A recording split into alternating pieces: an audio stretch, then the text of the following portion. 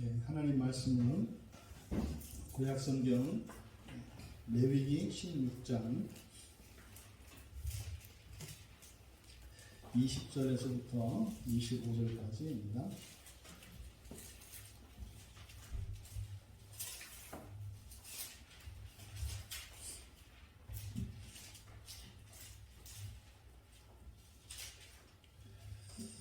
우리 레위기 16장 20절에서 25절까지만 우리 같이 함께 읽겠습니다. 그 지성소와 회막과 제단을 위하여 속죄하기를 마친 후에 살아있는 염소를 드리되 아론은 그의 두 손으로 살아있는 염소의 머리에 안수하여 이스라엘 자손의 모든 불의와 그 범한 모든 죄를 아뢰고 그 죄를 염소의 머리에 두어 미리 정한 사람에게 맡겨 광야로 보낼지니 염소가 그들의 모든 불의를 지고 접근하기 어려운 땅에 이르거든 그는 그 염소를 광야에 놓을지니라. 아론은 회막에 들어가서 지성소에 들어갈 때에 입었던 세마포 옷을 벗어 거기 두고 거룩한 곳에서 물로 그의 몸을 씻고 자기 옷을 입고 나와서 자기의 번제와 백성의 번제를 드려 자기와 백성을 위하여 속죄하고 속죄 제물의 기름을 제단에서 불사를 것이요. 아멘. 설교의 제목은 대속죄 제사의 효과와 범위라고 정했습니다. 대속죄 제사의 효과와 범위. 먼저 이 말씀을 살펴보기 전에 레위기라고 하는 구약 성경에 대해서 우리가 먼저 기본적인 이해를 가지고 있어야 하겠습니다. 많은 분들이 성경을 읽을 때 가장 읽기 힘들어하고 읽다가 많은 성경이 레위기입니다. 왜 그렇게 그런 일들이 일어나냐면 첫 번째로 레위기는 그냥 목사님들이나 이런 제사장들을 위한 책이다. 그 말도 안 되는 그 생각이 얼마나 그렇게 많은 그리스도인들에게 똑같은 생각을 하는지. 성경을 읽는 사람들이 다 같이 레위기를 읽을 때 레위기를 펴면서부터 고민을 시작하거든요. 저도 옛날에 집사 때 그랬어요. 그래서 이거를 꼭 읽어야 되나. 사실 나와 상관이 없는데 이걸 건너뛰면 온전히 통독이 안 되니까. 그래서 이제 읽기는 읽어야 되는데 나와 상관이 없는 것 같은 생각을 갖고 레위기를 읽으니까 가장 읽기 힘들어하고 무의미하게 여기는. 근데 사실은 꼼꼼히 읽으면요 이해 못할 것도 없거든요. 사실은. 근데 어쨌든 이 레위기에 대한 오해가 굉장히 많습니다. 그런데 정말 여러분들이 반드시 소화시키고 꼭 아셔야 되는 성경이 66권 모든 책이 그렇겠습니다만 이 레위기는 굉장히 우리한테 필요하고 중요한 성경이에요. 왜냐하면 이 레위기라고 하는 책은 실제로 여호와 하나님께서 모세에게 율법을 주셨습니다만 그 율법을 우리가 온전히 다 지킬 수는 없거든요. 그 율법을 어겼을 때, 다시 말해서 죄를 지었을 때 그 죄를 속죄하는 방법이에요. 그러니까 오늘날 우리는 어떻게 구원을 받습니까? 그러면 하나같이 사람들이 예수를 믿어서 구원받습니다. 이렇게 얘기한단 말이에요. 그러면 구약의 백성들에게는요, 어떻게 우리가 속죄를 얻습니까? 그러면은 제사를, 온전한 제사를 드림으로 속죄를 받습니다. 그러니까 구약의 성도들에게 있어서 구원의 방편은 율법을 지켜 행하며 살아가는 것과 또 율법을 지키지 못하고 범죄했을 때 제사를 통해서 속죄하는 것으로 이루어져 있어요. 율법을 지켜 행하는 것, 그리고 불순종한 것을 속죄하는 것. 이 두 가지가 온전한 구원을 이루는 길입니다. 그러면 이 레위기와 다른 책을 굳이 나눈다면 레위기는 속죄법이고 나머지 전체는 사실은 성화의 삶을 살아가는 책이다. 이렇게 우리가 이해해도 큰 무리가 안 됩니다. 그러면 우리가 구원을 얻는 것은 예수 그리스도의 십자가의 사건으로 말미암아 어제 그제 우리가 살펴보았습니다마는 바로 그리스도에서 우리를 대신하여 죽으신 이거를 대속이라고 한다고 그랬어요. 그것이 구속의 효과와 속량의 효과가 있다 이 말이에요. 그러니까 그것이 바로 구약 성경의 이 레위기에 근거하는 겁니다. 그러니까 예수님이 십자가에서 죽으셔서 나의 죄를 속죄해 주셨다. 저주를 다 받아가셨다. 이런 모든 내용들의 근거가 사실은 이 레위기를 기초로 해서 설명이 되는 겁니다. 그러니까 레위기의 내용, 이런 제사법과 속죄 절차나 이런 것을 아는 사람과 모르는 사람은 예수님의 십자가 사건의 그 의미와 가치를 보다 명확하고 자세하고 실제적으로 아느냐, 그냥 대충 아느냐, 이 차이예요. 그러면요, 이 레위기를 아는 사람들은 예수님의 그 공생애와 그 마침내 십자가에서 죽으시는, 그러니까 제물이 되어서 죽으시는 과정이거든요. 그럼 이런 모든 과정 하나하나가 레위기에 비춰서 이게 이해가 된다고요. 그러니까 굉장히 그리스도의 공생의 사역이 아주 실감나고 생생하게 우리가 이해되고 피부로 느껴지는 겁니다. 그래서 이 레위기는 바로 이 속죄의 종류, 속죄의 종류, 또 그리고 속죄의 방식, 원리, 이런 것을 가르쳐주는 성경이에요. 그래서 이 레위기를 알아야 예수 그리스도의 십자가의 그 가치와 그 능력과 그 범위가 어떠한 것인지를 정확하게 알 수 있게 되는 겁니다. 그러니까 이걸 모르면 그냥 비슷비슷해요. 한번 여러분들이 마음속으로 생각을 해보세요. 예수를 믿는 그리스도인들에게 여러분이 이제 질문을 던진다고 생각을 해보세요. 여러분 주변에 있는 여러분이 그래도 인정할 만한 어떤 분이 있을 거 아니에요. 장로님이든 목사님이든 권사님이든 집사님, 그냥 여러분 주변에 있는 생각나는 어떤 분, 가장 성경을 잘 알고 정말 경건하다고 생각하는 분, 그분을 여러분들이 한번 머리에 떠올리시고 그분에게 질문을 던진다고 생각을 해보세요. 예수님이 십자가에서 죽어주신 사건으로 도대체 어떤 일이 일어나는 겁니까? 예수님이 십자가에서 죽으신 그것으로 어떤 일이 일어나는 겁니까? 그것으로 인해서 도대체 이 세상에는 어떤 일이 일어난 겁니까?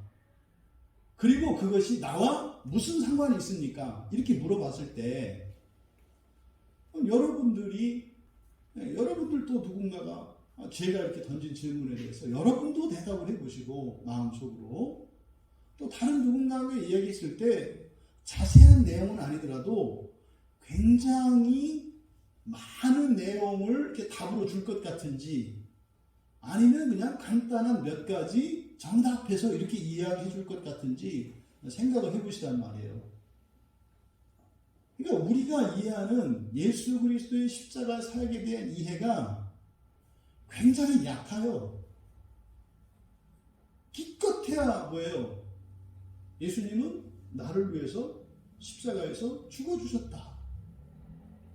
그럼 이렇게 누군가에게 물어봤을 때 예수님은 당신을 위해서 십자가에서 죽어주셨기 때문에 당신의 모든 이 죄악에 대한 책임을 지시고 그 죄로 인한 모든 저주를 다 받으셨기 때문에 당신 인생에는 또 당신의 과거와 미래에 그 과거와 미래라고 얘기할지 안 할지 모르겠습니다만 어쨌든 당신의 모든 죄에 대한 그 책임으로서 받아야 하는 벌은 더 이상 없습니다.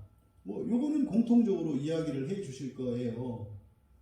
그러면 그것이 세상에는 어떤 영향을 미칩니까? 여기서부터 답이 안 나와요. 우리 부모님은요? 내 형제는요? 내 이웃은요? 답이 없어요. 그러니까 굉장히 예수 그리스도의 십자가 사역이 아주 제한되어 있고 개인적으로 아주 제한되어 있어요. 그러니까 예수를 믿고 살아가는 그것이 그냥 바듯 살아가는, 그러니까 예수를 믿지 이전에 살았던 생활과 믿고 살아가는 생활이 크게 차이가 나지 않는, 다만 뭐 벌받지 않고 지옥 가지 않는다고 하는 뭐 알 수도 없는, 실감도 안 나는 요 차이. 그래서 실제로 어떤 사람이 예수를 믿고 그리스도인이 되었을 때 살아가는 인생이 그 이전과 눈에 띄게 달라지지 않아요. 왜요? 예수의 십자가의 그 구원을 교회에서 팔잖아요. 이렇게 돈 받지 않고 팔잖아요. 받아서 보니까 그냥 빨간색 플라스틱 바가지 하나예요. 그거 받아가지고 가서 뭐 기껏해야 목욕탕 물바가지로 쓰고, 뭐 쌀 씻을 때 쌀바가지로, 뭐 쌀 씻기 좋잖아요. 쌀바가지로 쓰든지 뭐 그런 거 아니에요. 그것도 이게 뭐 값싼 거라서 부담했잖아요. 막 굴려도 되고. 혹시 우리들의 이런 구원에 대한 인식과 예수님의 십자가가 이런 것은 아닐까? 왜 그래요? 몰라서 그렇다고요. 말씀드렸잖아요. 옛날에 요광으로 쓰던 것 중에 귀한 이조백자 도자기들이 있었다고. 마치 오늘날 우리들의 삶이 그래요. 그러면 오늘 우리가 살펴보려고 하는 것은 사실 예수님의 십자가에 대한 무지, 예수님께서 십자가에서 대속하시고 우리에게 건네주신 그 구원의 영광과 그 무한한 가치, 그것이 오늘 이 시간 조금은 더 드러나기를 바라는 겁니다. 조금은 더 드러나기를 바라는 거예요. 그래서 정말 이 예수를 믿고 예수님 때문에 얻게 되는 이 구원이 얼마나 값지고 얼마나 영광스러운 것이고, 이것이 정말 우리 인생의 모든 것을 다 걸고 나의 생명까지 다 걸어도 아깝지 않을 만큼, 그래서요 사람들에게 전해주지 않고서는 견딜 수 없는 이런 여러분 안에 이런 타는 목마름이 불타오를 수 있게 되길 바랍니다. 여러분 보고 전부 다 이 얘기가 아니에요. 가만히 있을 수 없게 하는 무엇, 가만히 있을 수 없게 하는 그 무엇, 불가능한 상황 속에서도 어떻게 해서든지 이것을 전하지 않을 수 없는, 이 속이 타버릴 것 같은 그러한 마음이 여러분들에게 주어지는 것은 십자가를 아는 길이에요. 그래서 부디 예수님께서 십자가에서 이루어주신 그 구원에 대해서 가려져 있던, 그리고 한쪽으로 방치되어져 있는 것 같았던 그 대속의 그 효과와 그 범위, 그 능력이 어떠한 것인지를 여러분들에게 전달할 수 있는, 정말로 성령을 의지해서 부족하지만 여러분들에게 전해보려고 합니다. 너무나 어떻게 보면 좀 복잡한 내용이고 긴 내용들이고 이렇게 저렇게 얽혀 있어서 이거를 증명하기 위해서는 설교가 길어지고 복잡해질 것이고, 근데 또 이거를 간단하게 전하려고 하면 또 설득력이 없어질 것이고, 그래서 이 두 가지를 섞어서 간단 명료하게 여러분들에게 복잡하지 않게 해야 되고, 또 이게 누가 듣더라도 성경적으로 맞다 이렇게 딱 해야 되는데 그렇게 할 자신이 없어요. 그래서 진짜로 성령을 의지하면서 제가 한번 전해보려고 해요. 그래서 부족한 것도 있을 것이고 또 여러분들이 드는 어떤 질문도 있을 것인데 꼭 되질문해 주시고 그냥 넘어가지 마시고, 그래서 보다 정교하게 정말 이 예수 그리스도의 십자가의 대속의 그 능력이 온전히 드러날 수 있게 되기를 바랍니다. 종교개혁을 처음 시작한 게 우리는 마틴 루터로 알고 있습니다만 그 이전부터 뭐 12세기 이때부터 계속 종교개혁을 하려고 하는 종교개혁자들이 있었어요. 근데 그 중에 제일 유명한 게 루터가 됐고, 그래서 이제 루터를 종교개혁자로 삼고 그 1517년을 종교개혁의 해로 이제 우리가 삼아요. 근데 루터가 한 종교개혁이 여러분 끝난 종교개혁이 아니고요, 반토막도 아니고요, 반에 반토막도 아니고요, 요만큼이에요. 요만큼. 요만큼이에요, 요만큼. 그리고 루터가 이렇게 주창했던 그 95개조 반박론과 그의 종교개혁 안에도 잘못된 내용들이 있어요. 그 안에도. 그러함에도 불구하고 루터를 종교개혁의 그 주역으로 우리가 생각하는 것은 그 이전에 로마 가톨릭 교회에서 성경과는 전혀 상관없이 그리고 교인들의 구원을 위해서 부름받은 교회가 오히려 교인들의 위에서 군림하면서 교인들을 섬기도록 세움을 받은 교회가 교인들의 이 고혈을 빼먹는 흡혈귀와 같은 역할을 했었기 때문에 그것을 원상 회복시키려고 하였던 그것 때문에 사실 높은 평가를 받는 거예요. 근데 어쨌든 마틴 루터가 그 종교개혁을 하고 나서 이제 뭐 이단으로 몰리고 생명의 위협을 당해서 그를 도와주는 이제 군주 한 분이 일부러 감옥에 가둬놓는다고요. 안전하게. 그때 루터가 했던 일이 뭐냐면 독일어로, 이제 독일 사람이니까요. 독일어로 성경을 번역하는 일이었어요.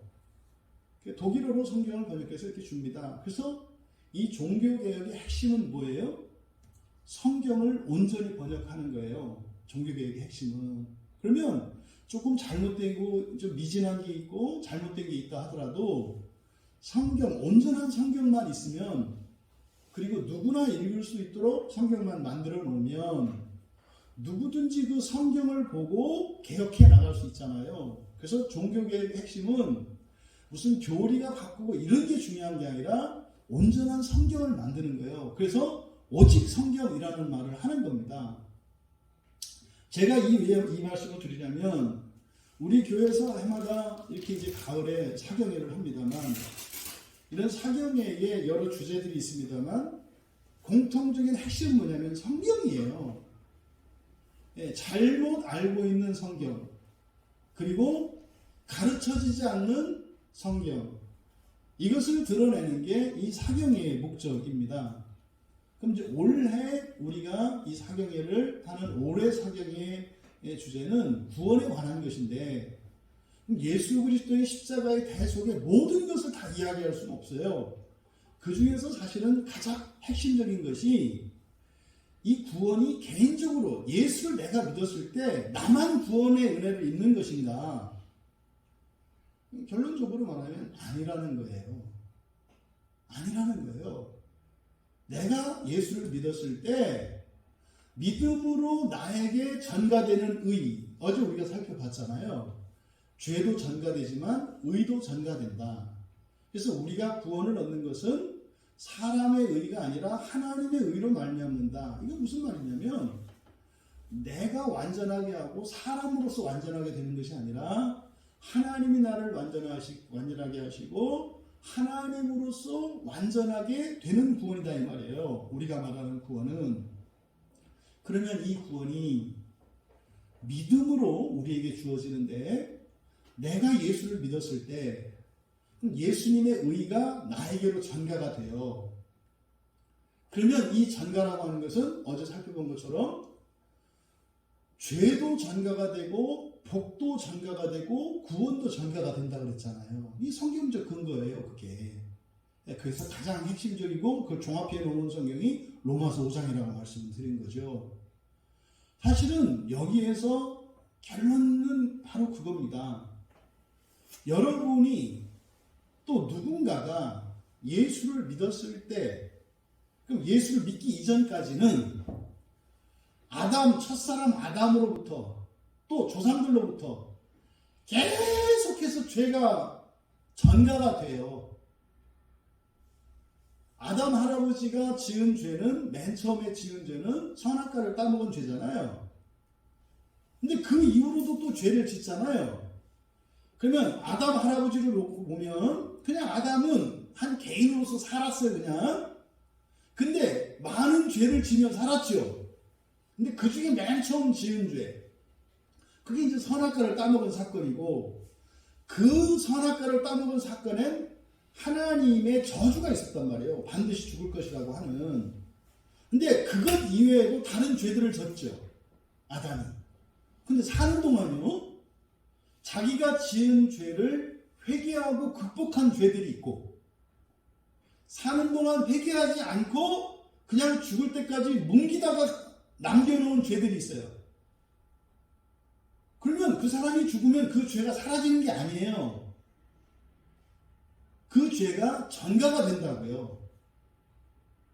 그래서 그 결과 아담 아들이 어떻게 해요? 동생을 죽이는 일이 일어나잖아요. 왜 그래요? 아담의 죄보다 아니 그 선악과 하나를 먹었단 말이죠, 그냥. 근데 이 가인은 살인을 하는 이런 일이 일어나요. 왜 이런 일이 일어난다고요? 죄가 전가되기 때문에. 그러면 가인은 가인대로 또 똑같은 사람이니까 이런저런 죄를 짓지 않겠습니까? 그런데 가인에게는 뭐가 있어요? 전가된 죄가 있다고요. 전가된 죄가. 그러니까 시대가 가면 갈수록 어떻게 된다? 더 악해진다. 더 악해진다. 그래서 죄의 전가만 놓고 보면 어떻게 된다? 절망적인 상황이 된다. 더 이상은 견딜 수 없는. 그래서 그냥 그 끝은 어디예요? 지옥이에요. 이 세상이 지옥처럼 변하게 되어 있다니까요. 죄의 전가만 있다면. 근데 성경을 보니까요, 죄만 전가되는 게 아니라 무엇도 있어요? 복도 전가가 돼요. 의도 전가가 돼요.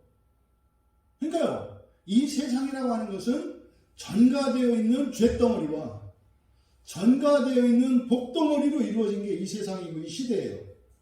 그럼 이 시대를 살아가는 하나님의 구원받은 백성들이 전가된 죄들을 정화시켜서 복으로 바꾸고, 그래서요, 이 저주들을 없애고 복으로 바꿔가는 게 인생살이인 거죠. 그러니까 우리가 이 세상에 태어났을 때 사실은 그래서 다 제각각 자기의 직업을 따라서 시대를 따라 살아갑니다만 하는 일은 크게 이거예요. 이 세상에 죄를 더하게 하느냐, 이 세상에 하나님의 의를 더하게 하느냐.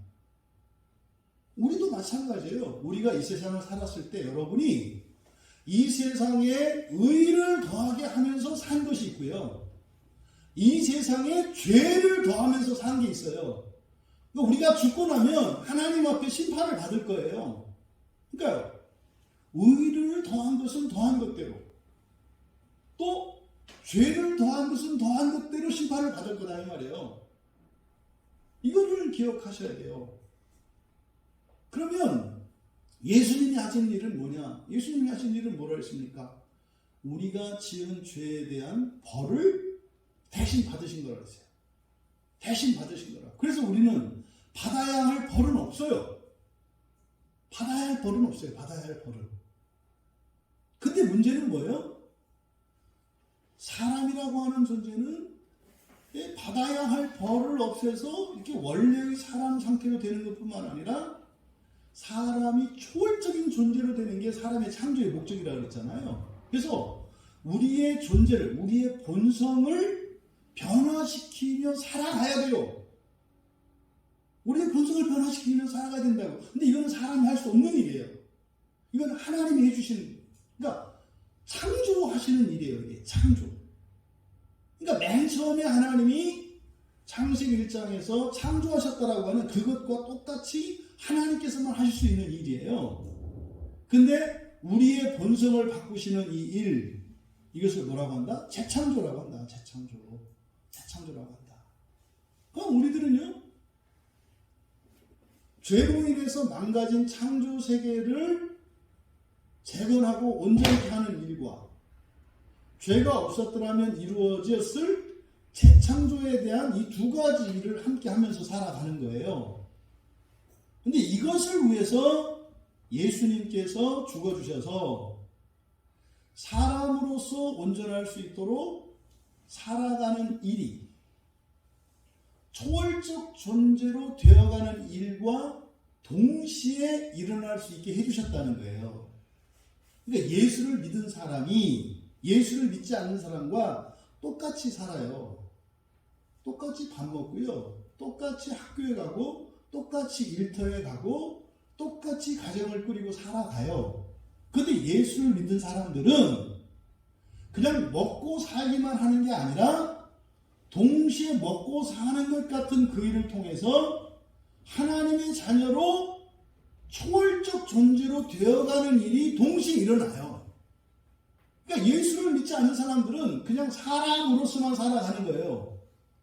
그러면요, 사람의 일은 두 가지라니까요. 온전한 사람이 되는 것과 온전한 초월적 존재가 되는 두 가지 일이에요. 근데 초월적 존재로 돼가는 일은 오직 예수 그리스도를 믿음으로서만 이루어질 수 있어요. 이게 그리스도인과 비그리스도인들의 차이다. 그러면 이거는 우리들 개인에게 적용한 얘기고, 그럼 각자가 그렇게 가야 되느냐? 그렇지 않다는 거죠. 그렇지 않다는 거예요. 우리나라에 지금 기독교 복음이 들어온 지가 캐톨릭까지 이렇게 쳤어도 200년 그냥 쭉 해도 그러면은 그냥 한 번 이렇게 들어온 거 1600 몇 년도에 이런 역사적 기록도 있으니까 300~400년까지 이렇게 잡을 수도 있어요. 길게 보면. 그런데 이게 길지 않은 시간인데 우리나라의 역사는 훨씬 길잖아요. 그럼 1000년 전, 2000년 전 이 땅에 살았던 우리의 선조들은 그들의 구원은 어떻게 되는가 하는 문제예요. 여기 답을 못 내려요. 그러니까 기껏해야 그 로마서 2장의 말씀을 따라서 양심의 법에 따라서 그리고 하나님이 알아서 할 일이다 이렇게 얘기해요. 그러면 어떻게 됐는지 모른다는 거잖아요. 근데 성경이 그렇지 않다니까요. 정확하게 알려져 있다니까요. 여러분들의 20대조 30대조 할아버지 할머니들이 어떻게 됐는지 저는 안다니까요. 다 알지는 못해요. 그분들이 어떻게 살았는지 모르니까. 그러니까 예수 그리스도를 믿는다라고 하는 이 믿음으로 말미암는 의, 다시 말해 믿음으로 얻는 이 구원의 그 능력이라고 하는 것이 개인적이지 않다는 것을 말씀드리려고 하는 거예요. 개인적이지 않다는 걸.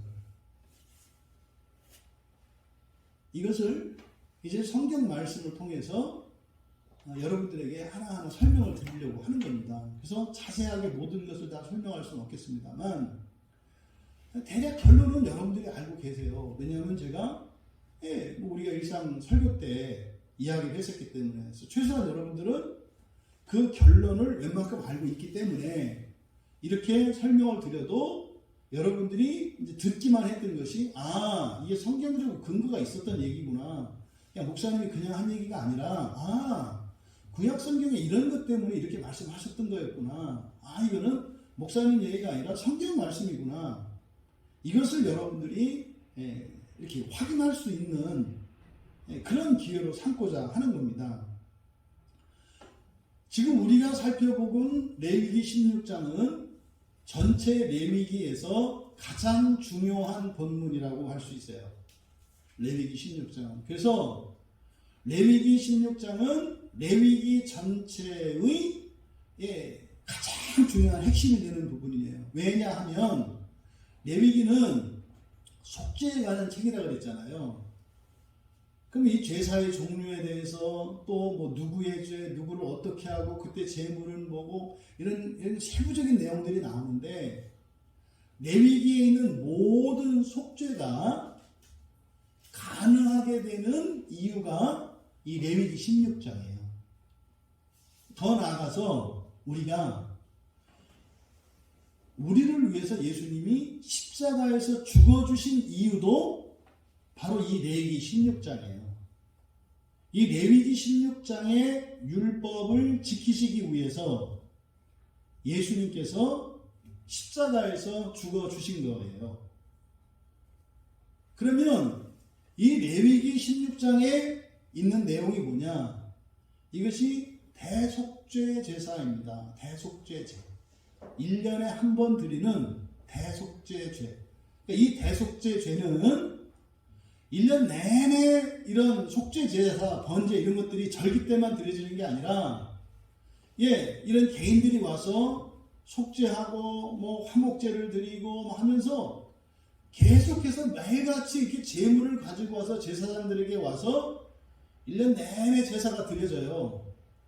그러면 예루살렘 성전에서 드려지는 모든 제사들 있지 않습니까? 그 제사들은 속죄를 위한 것인데 이 속죄를 위한 이 모든 제사가 유효하게 되는 것, 효력 있게 되는 것이 바로 이 대속죄 제사 때문에 그런 거예요. 그래서 이 대속죄 제사가 모든 제사, 1년 동안 드려지는 모든 제사를 효력 있게 하는 겁니다. 이해되시죠? 그래서 레위기 16장이 가장 중요하다.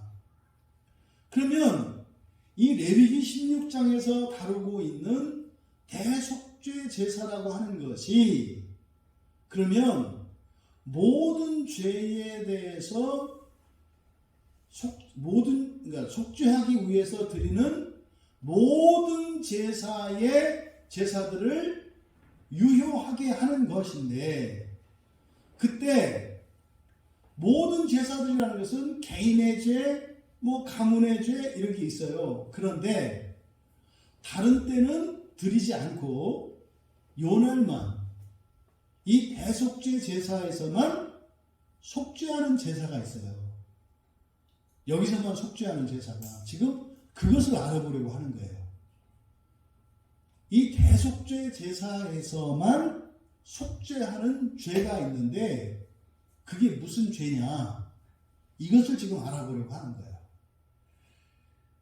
우리가 20절부터 읽었습니다만 20절을 기초로 해서 16장에 있는 중요한 내용들을 중간중간 이렇게 설명을 하면서 말씀을 드리겠습니다. 20절을 보시면 16장 20절을 보시면 그 지성소와 회막과 제단을 위하여 속죄하기를 마친 후에 살아있는 염소를 드리되 이렇게 돼 있어요. 살아있는 염소. 그럼 살아있는 염소가 뭐냐면 앞에 16장 5절을 가보세요.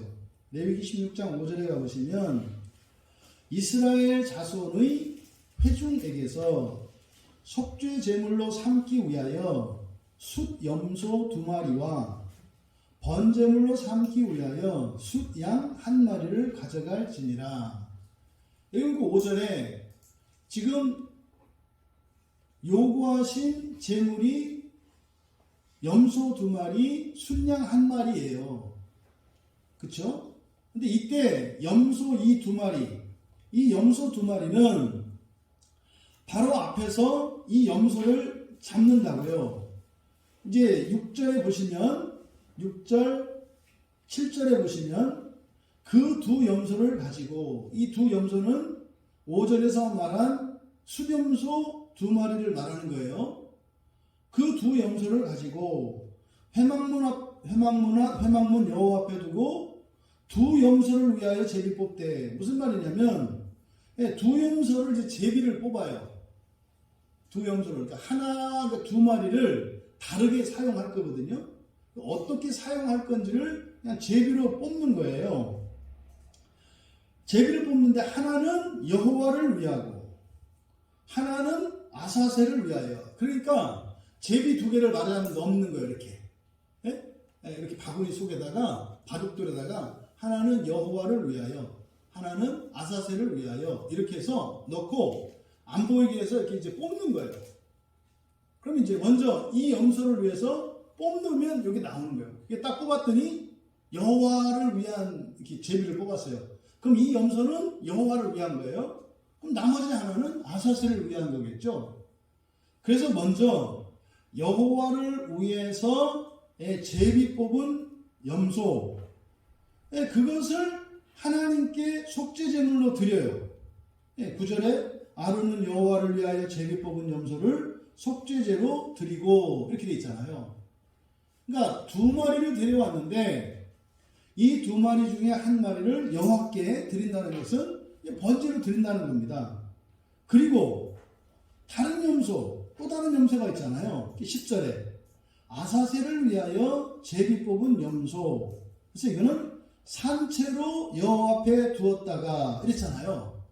산채로 여호와 앞에 두었다가 여기 이제 20절로 와서 바로 그 살아있는 염소가 되는 거예요. 그러니까 20절에 살아있는 염소라고 하는 것은 아사셀을 위한 염소죠. 아사셀을 위한 염소. 그런데 지금 여기서 우리말 성경에는 그냥 염소라고 번역되어 있는데 이 염소라고 하는 이게 굉장히 중요한 말이에요. 굉장히 중요한 말이에요. 이제 이거를 제가 설명드리려고 하는 건데 이 염소가 에즈거든요. 에즈. 히브리어로 에즈를 염소라고 해요. 그런데 에즈는 암염소를 말해요. 암염소를 에즈라고 합니다. 암염소를. 그러면 5절에서 뭐라고 그랬어요? 레위기 16장 5절에서 수염소 2마리라고 했잖아요. 그런데 지금 여기 염소라고 하는 말이 에즈라고 했지 않습니까? 에즈는 암염소라고 그랬잖아요. 그런데 에즈라는 말이 암염소인데 왜 5절에서는 숫염소라고 했을까? 그럼 여기서 숫염소라고 번역한 것이 이게 그냥 아무 의미 없이 이걸 번역했기 때문에 이렇게 그냥 대충 번역한 거예요. 그러면 5절에 있는 숫염소를 수렴자라고 번역한 말을 그대로 직역하면 암염소의 수컷 새끼예요. 암염소의 수컷 새끼. 그것을 그냥 우리말 성경에서는 16장 5절에 숫염소라고 한 거예요. 그러니까 여기서 말하는 숫염소는 뭐예요? 새끼 수염 수컷 새끼 염소를 말하는데 그냥 그렇게 하지 않고 에즈, 그러니까 암염소의 새끼라는 말을 써요. 왜냐하면 암염소라고 하는 이 말이 특별한 의미를 가지고 있기 때문에 그래요. 굉장히 특별한 의미를 가지고 있어요. 이 암염소라고 하는 것이. 그래서 일단 5절의 수염소는 암염소의 수컷 새끼를 나타내는 말이다. 이렇게 여러분들이 성경에 기록해 놓으시고, 그러니까 이 살아있는 염소는 그 암염소의 수컷 새끼인데 그 중에서 하나는 여호와를 위한 것이고 그것은 속죄제로 드렸어요. 지금 남아있는 이것은 아사셀을 위한 염소거든요. 아사셀을 위한 염소. 그러면 여기서 이 아사셀이라는 말이 뭔가, 아사셀을 위한 염소라는 게 뭔가, 이게 지금 아직 난해 구절로 해석이 안 되는 부분이에요. 그런데 이게 예수님의 십자가의 그 대속의 효과가, 다시 말해서 예수를 믿었을 때 예수로부터 우리에게 전가되는 그 의가 어디에까지 미치는지를 설명하는 굉장히 중요한 핵심적인 교리를 담고 있는 내용이거든요. 이거를 지금 여러분에게 설명드리려고 하는 겁니다. 그러면 먼저 아사셀을 위한 염소 그랬을 때 이 아사셀이라는 말이 뭔가, 그러니까 이제 히브리어 원어로는 아자젤이에요. 아자젤입니다. 아자젤. 근데 이걸 그냥 편의상 우리말로 그냥 아사셀이라고 한 거예요. 근데 아자젤입니다. 아자젤은 에즈 플러스 아자르예요. 에즈 플러스 아자르. 그래서 에즈가 뭔지 말씀드렸잖아요. 암염소라고 그랬잖아요. 에즈가. 암염소라는 뜻을 가지고 있는 에즈라고 하는 단어와 그리고 아자르라는 말이 합쳐진 합성어예요. 그럼 이 아자르라는 말이 떠나다라고 하는 뜻을 가진 아자르가 있고 돕는다라고 하는 아자르가 있어요. 뭐 우리 권사님 아시죠? 그쵸? 보면 이제 제가 사역했던 그 교회에 가면 그 사랑부가 있어요. 사랑부. 발달 장애 가지고 있는. 거기에 있었던 모임인데 에제르 활동이라는 게 있어요. 에제르. 이 에제르가 바로 돕는 거예요. 돕는 것. 뭐죠? 천주교에서 뭐라고 그러죠? 레지오 활동하는 거. 천주교에서는 구원을 이루는 게 믿음과 선행이 있어야 돼요. 그래서 선행하는 것을 보통 뭐 레지오 이렇게 한다고 그러는데 그게 에제르예요. 에제르. 에제르라고 하는 것을 누굴 돕는 겁니다. 선행하고 돕는 거. 그래서 그거의 동사형이 아자르거든요. 그래서 보통은 이 아자제를 암염소를 뜻하는 에즈와 그리고 떠나다라고 하는 그러니까 아자르를 떠나다라고 하는 의미로 해석을 해요. 일반적으로 그래서 이 아자제를 떠나보낼 염소 그래서 영어로는 뭐 스케이프 고트 뭐 이런 식으로 번역을 합니다. 그러니까 일반적으로 이렇게 번역하는 이유는 이 아자제를 위한 염소를 뒤에 가서 어떻게 해요? 광야로 떠나보내잖아요.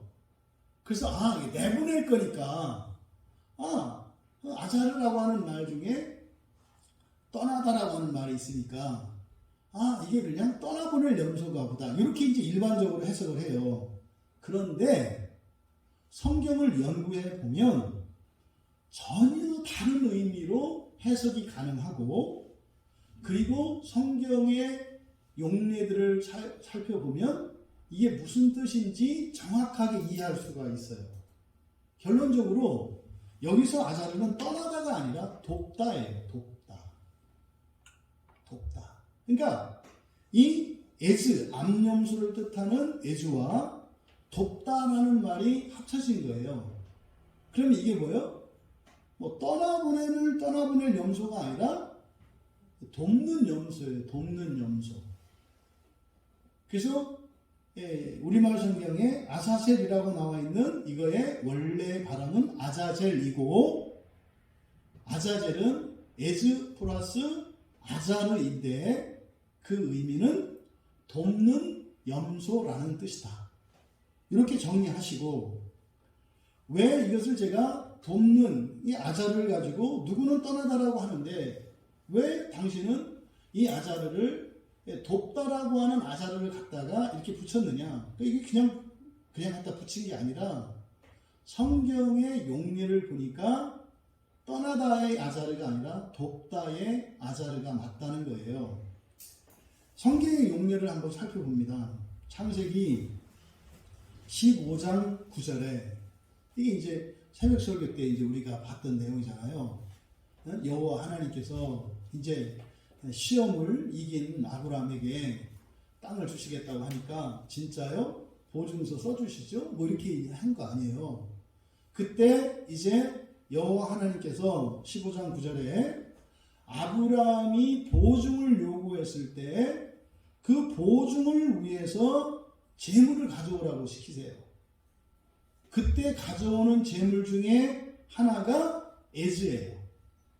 그 암염소를 가져오라고 한다고. 3년 된 암염소를 가져와라. 이게 에즈예요. 에즈.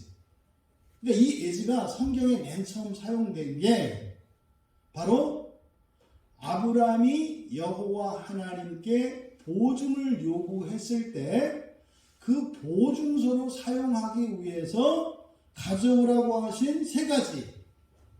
암염소 그리고 수양도 있죠. 그리고 비둘기. 세 가지 동물을 가져오라고 하시는데 그 중에 하나가 바로 이 암염소예요. 그러니까 이 암염소는 여호와 하나님께서 무엇을 위해서 사용하신 거예요? 보증을 위해서 사용하신 거예요. 보증을 위해서. 대충 이것만 들으셔도 돕는 염소라고 하는 의미가 이렇게 감이 오시지 않아요? 또 다음에 등장하는 게 창세기 27장 9절입니다. 이제 결정적인 사건이죠. 창세기 27장은 어떤 내용이 있는 것이냐면 이삭이 쌍둥이를 낳잖아요. 이삭이 쌍둥이를 낳는데 형이 에서고 동생이 야곱이잖아요. 이게 원래대로라면 장남인 에서가 장자 상속권을 이어받아야 돼요. 그런데 야곱이 그걸 가로채지 않습니까? 그 사건은 알고 계시죠? 그 내용이 나와 있는 게 지금 창세기 27장인데 이때 이삭의 아내요 에서와 이삭의 어머니인 리브가의 활동이 아주 결정적인 역할을 하죠. 이 이삭이 장자권을 상속해 주기 전에 에서에게 예물을 요구한다고요. 요구한 예물이 별미예요. 음식을 하나 해오라는 거예요. 이게 꼭 먹기 위한 것이기보다는 그것이 축복에 대한 원리이기 때문에 그래요. 갖다 바쳐요, 이렇게. 그리고 그것에 대해서 이렇게 주십니다. 그래서 값없이 거저받는 게 아니라 주신 것에 대해서 주는 것으로 만드시는 거예요. 그래서 받는 것은 그냥 고기 반찬 하나인데 이삭은 아브라함에게 약속하신 그 언약의 복을 지금 에서에게 주려고 하는 거거든요. 근데 그때 별미로 요구해요. 그래서 에서가 사냥을 갔잖아요. 고기를 잡으러. 그 사이에 어머니 리브가가 자기가 아끼는 동생 야곱을 데려다가 염소를 잡으라 그래요. 염소를 가져오라 그래요. 그럼 내가 그거 가지고 맛있게 요리를 해주겠지. 당연하죠. 그럼 무조건 이기는 거지. 왜? 이삭은 어차피 자기 아내 리브가가 해주는 반찬을 먹었는데 자기 아내가 해주는 게 최고 맛있지. 뭐 아무한 딴 거 해봐야 소용이 있어요? 네? 간이 거기에 딱 간이 이렇게 배 있는데 이거 상대가 안 되지. 근데 그때 바로 야곱이 형의 장자권, 그 상속권을 받기 위해서 사용된 게 바로 암염소의 수컷 새끼예요. 암염소의 수컷 새끼. 그때 이삭에게 요리해서 야곱이 갖다 바친 게 바로 여기에서 말하는 5절에서 나오는 수염소라고 하는 바로 똑같은 거예요. 암염소의 수컷 새끼. 여기에 등장을 해요. 그러니까 이해되시죠? 돕는 염소라고 하는 의미가. 게다가 그 염소의 털가죽을 갖다가 야곱은 뭐 피부가 털이 없었다 그래요. 근데 에서는 털이 많았다 그래요. 그래서 그 요리하고 남은 그 가죽을 갖다가 야곱에게 이렇게 치장을 시켜가지고 마치 야곱이 장남 에서인 것처럼 아버지 이삭을 속인다고요. 그러니까 바로 이 암염소의 수컷 새끼 염소가 야곱으로 하여금 형 에서의 장자권을 갈취하도록 빼앗도록 하는데 사용되었다 이 말이에요. 그 다음에 또 등장하는 게 창세기 37장에 등장합니다. 창세기 37장에는 여기서 이제 죄가 어떻게 전가되는지 또 여기서 또 나타나요. 그러면 야곱에게는 12아들이 있었지 않습니까? 그 가운데에서 야곱이 11번째 아들 요셉을 특별히 사랑한다고요. 그래서 형들로부터 시기를 받습니다. 이 요셉이. 얼마나 미웠으면 죽이고 싶었잖아요. 그런데 죽이지는 못하고 어쨌든 형제들 간에 살리기로 합니다. 그래서 요셉을 죽이지는 않지만 미디안 상인에게 그냥 노예로 팔아버려요. 그리고 아버지 야곱에게 와서 동물에게, 산짐승에게 찢겨 죽었다고 거짓말을 하잖아요. 그때 요셉의 옷에다가 피를 바르는데 그때 바르는 피가 암염소의 수컷 새끼의 피예요. 이게 지금 성경에서 계속 연결되고 있어요. 결국은요, 이게 지금 무슨 얘기예요? 야곱이 장자권을 뺏기 위해서 아버지를 속였죠. 그랬더니 이 자식들이 지 아버지가 한 거를 그대로 쓴 거예요. 그대로. 그래서 이번에는 어떻게 해요? 야곱은 뭐 형을 죽이거나 뭐 이러지는 않았잖아요. 근데 이제 야곱의 자식들은 야곱을 속이는데 더 심각하게 속여요. 노예로 팔아버리고 죽었다고 거짓말을 한다고요. 그러니까 이게 죄가 전가되면서 점점점 커지는 걸 알 수 있겠죠. 그래서 이 암염소의 수컷 새끼라고 하는 것이 이렇게 사용돼요. 또 창세기 38장 17절에 보면 이 창세기 38장도 사실은 유대인들이 이렇게 빼버리고 싶은 성경의 내용 중에 하나예요. 왜냐하면 이게 이제 유다와 다말 사이에서 이제 아이가 생기는, 그리고 시아버지하고 며느리 사이에서 알 수도 없는 자식인지 손자인지 생겨나는 이상한 사태거든요. 그러니까 이런 것을 사실 비기독교인들이 보면은 성경이라는 책이 이거는 근본도 없고 난잡하기가 이럴 데 없는 거예요. 그런데 이런 내용들이 들어가 있는 이유는 뭘까요? 너희들 중에 구원받을 만한 자가 없다는 거예요. 이스라엘의 선민의식 가져? 웃기는 얘기죠. 웃기는 얘기죠. 네? 이스라엘의 그 잘난 그 조상들은 또 그 창리 출신도 있잖아요. 그 가나안 족속이에요, 라합은. 루스는 안 들었습니까? 그러니까요, 유대인들이 뭐 어깨에 힘주는 거 웃기는 얘기죠. 우린 너희들의 과거를 다 알고 있는데. 그러니까 아무도 자랑하지 못하게 하는 거예요.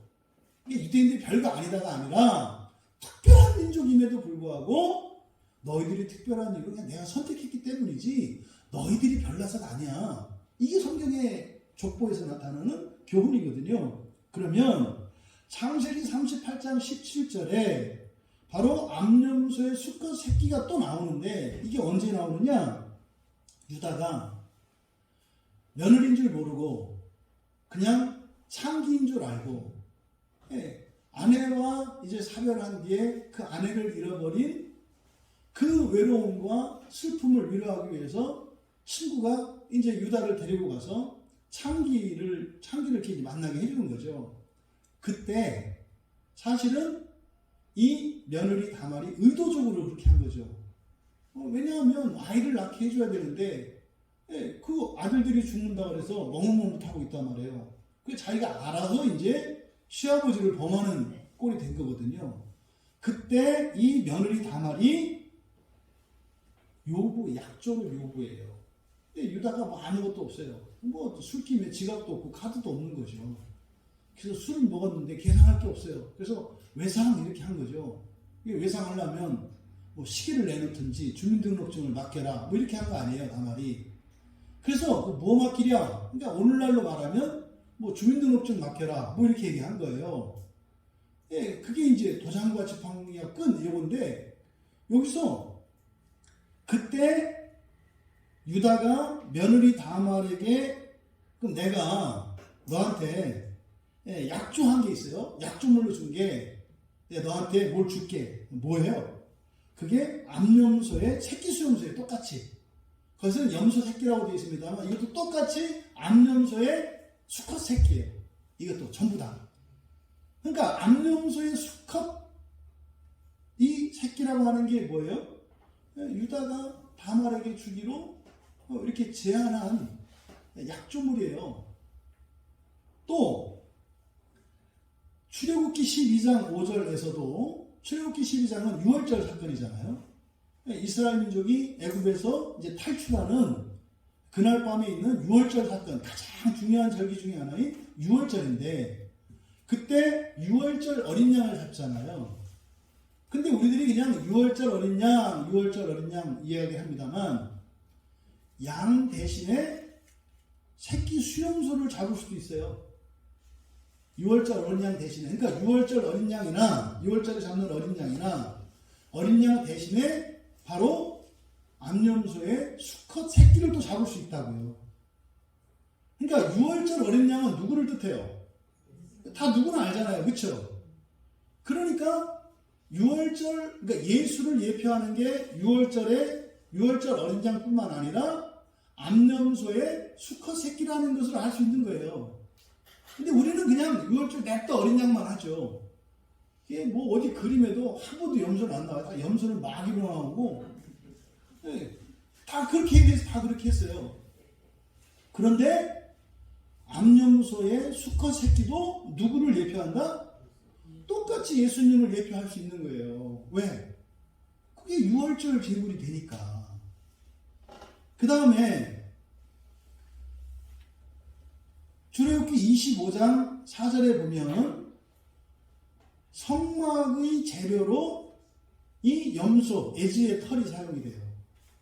이 애지의 털, 이게 의미하는 바가 야곱이 새끼 수염소에 털 가지고 있었잖아요. 그것을 의미해요. 그것을. 그러니까 성막 자체에 바로 이 암염소의 수컷 새끼의 가죽이 성막 안에 이렇게 들어가 있어요. 그러니까요, 이 암염소의 수컷 새끼라고 하는 이것은, 그리고 이 염소라고 하는 것은 굉장히 중요한 의미가 있어요. 근데 이게 다 지금 어디예요? 어떤 보증물로 또 어떠한 목적을 위해서 이렇게 도구로 사용되잖아요. 다 결정적일 때 사용이 되잖아요. 굉장히 특별한 거예요. 그래서 구약의 아브라함의 자손들, 이들이 애굽에서 사는 동안 그들이 가지고 있는 전통이 있었어요. 그게 뭐냐면 숫염소를 섬기는 전통이 있었어요. 숫염소. 그게 레위기 17장 7절에 나와요. 레위기 17장 7절에 여호와 하나님께서 더 이상은 그 숫염소에게 제사하는 일을 중단할 것을 엄히 경고하세요. 근데 레위기 17장 7절 말씀을 통해서 이스라엘 자손들이, 그 아브라함 자손들이 숫염소를 섬기는 전통이 있었다는 것을 알 수가 있어요. 그러면 이제 우리말 성경에는 음란하게 섬기더니 숫염소에게는 다시 제사하지 말 것이나 이렇게 되어 있는데요. 이 숫염소를 세번역 성경에서는, 여러분들이 이제 세번역 성경을 보시면 숫염소 귀신이라고 되어 있어요. 숫염소 귀신. 그러니까 공동번역에서는 아예 그냥 귀신으로 해놨어요. 숫염소를. 그러니까 여러분, 지금 이 에즈가 사용되어지는 암염소의 새끼염소와 관련되어진 이 내용은 굉장히 중요한 의미를 갖고 있어요. 굉장히 중요한 의미를 갖고 있어요.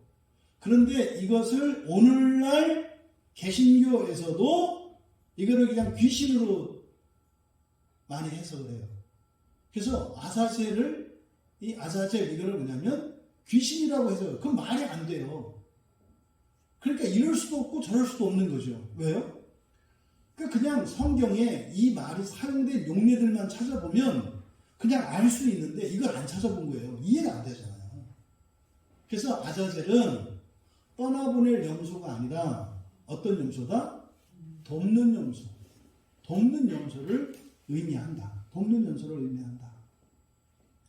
이 외에도 다른 이제 구절들이 많이 나와 있습니다만, 이런 것들은 생략을 하고, 어쨌든 이 우리말 성경에 아사셀이라고 되어 있는 이 아자젤은 어떤 뜻이다?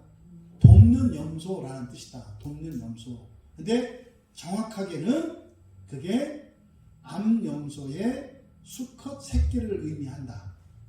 이렇게 여러분들이 이걸 정리하시고, 그러면 그 살아있는 염소를 20절에서 이제 드려요. 그럼 21절에 보니까, 레위기 16장 21절을 보니까, 아론은 그의 두 손으로 살아있는 염소의 머리에 안수하여 이스라엘 자손의 모든 불의와 그 범한 모든 죄를 아뢰고 그 죄를 염소의 머리에 두어 미리 정한 사람에게 맡겨 광야로 보낼지니.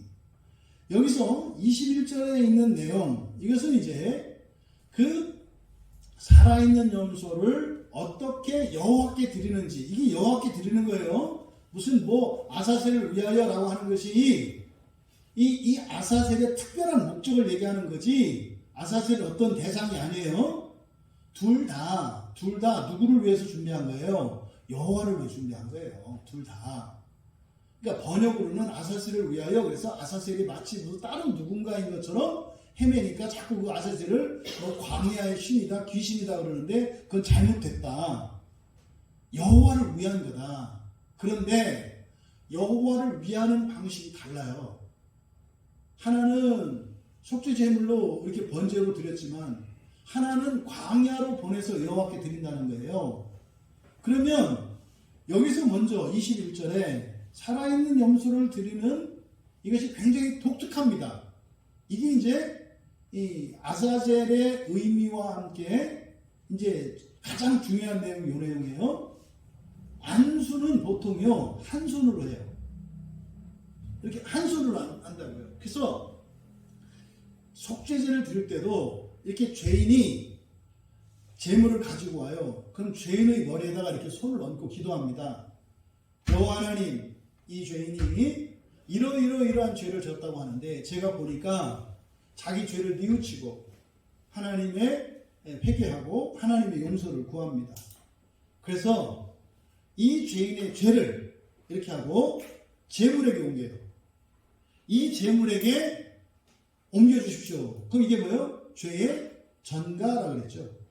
죄가 전가가 돼요. 그러면 죄 있는 곳에 사망, 죽음이 있다고 그랬죠. 그래서 이 제물을 죽여야 되는 거예요. 그래서 이게 한 손으로 이렇게 하거든요. 다 한 손으로 해요, 안수는. 그런데 이 아자젤 염소에게는 두 손으로 하는 거예요. 그래서 이것도 난해 구절이에요.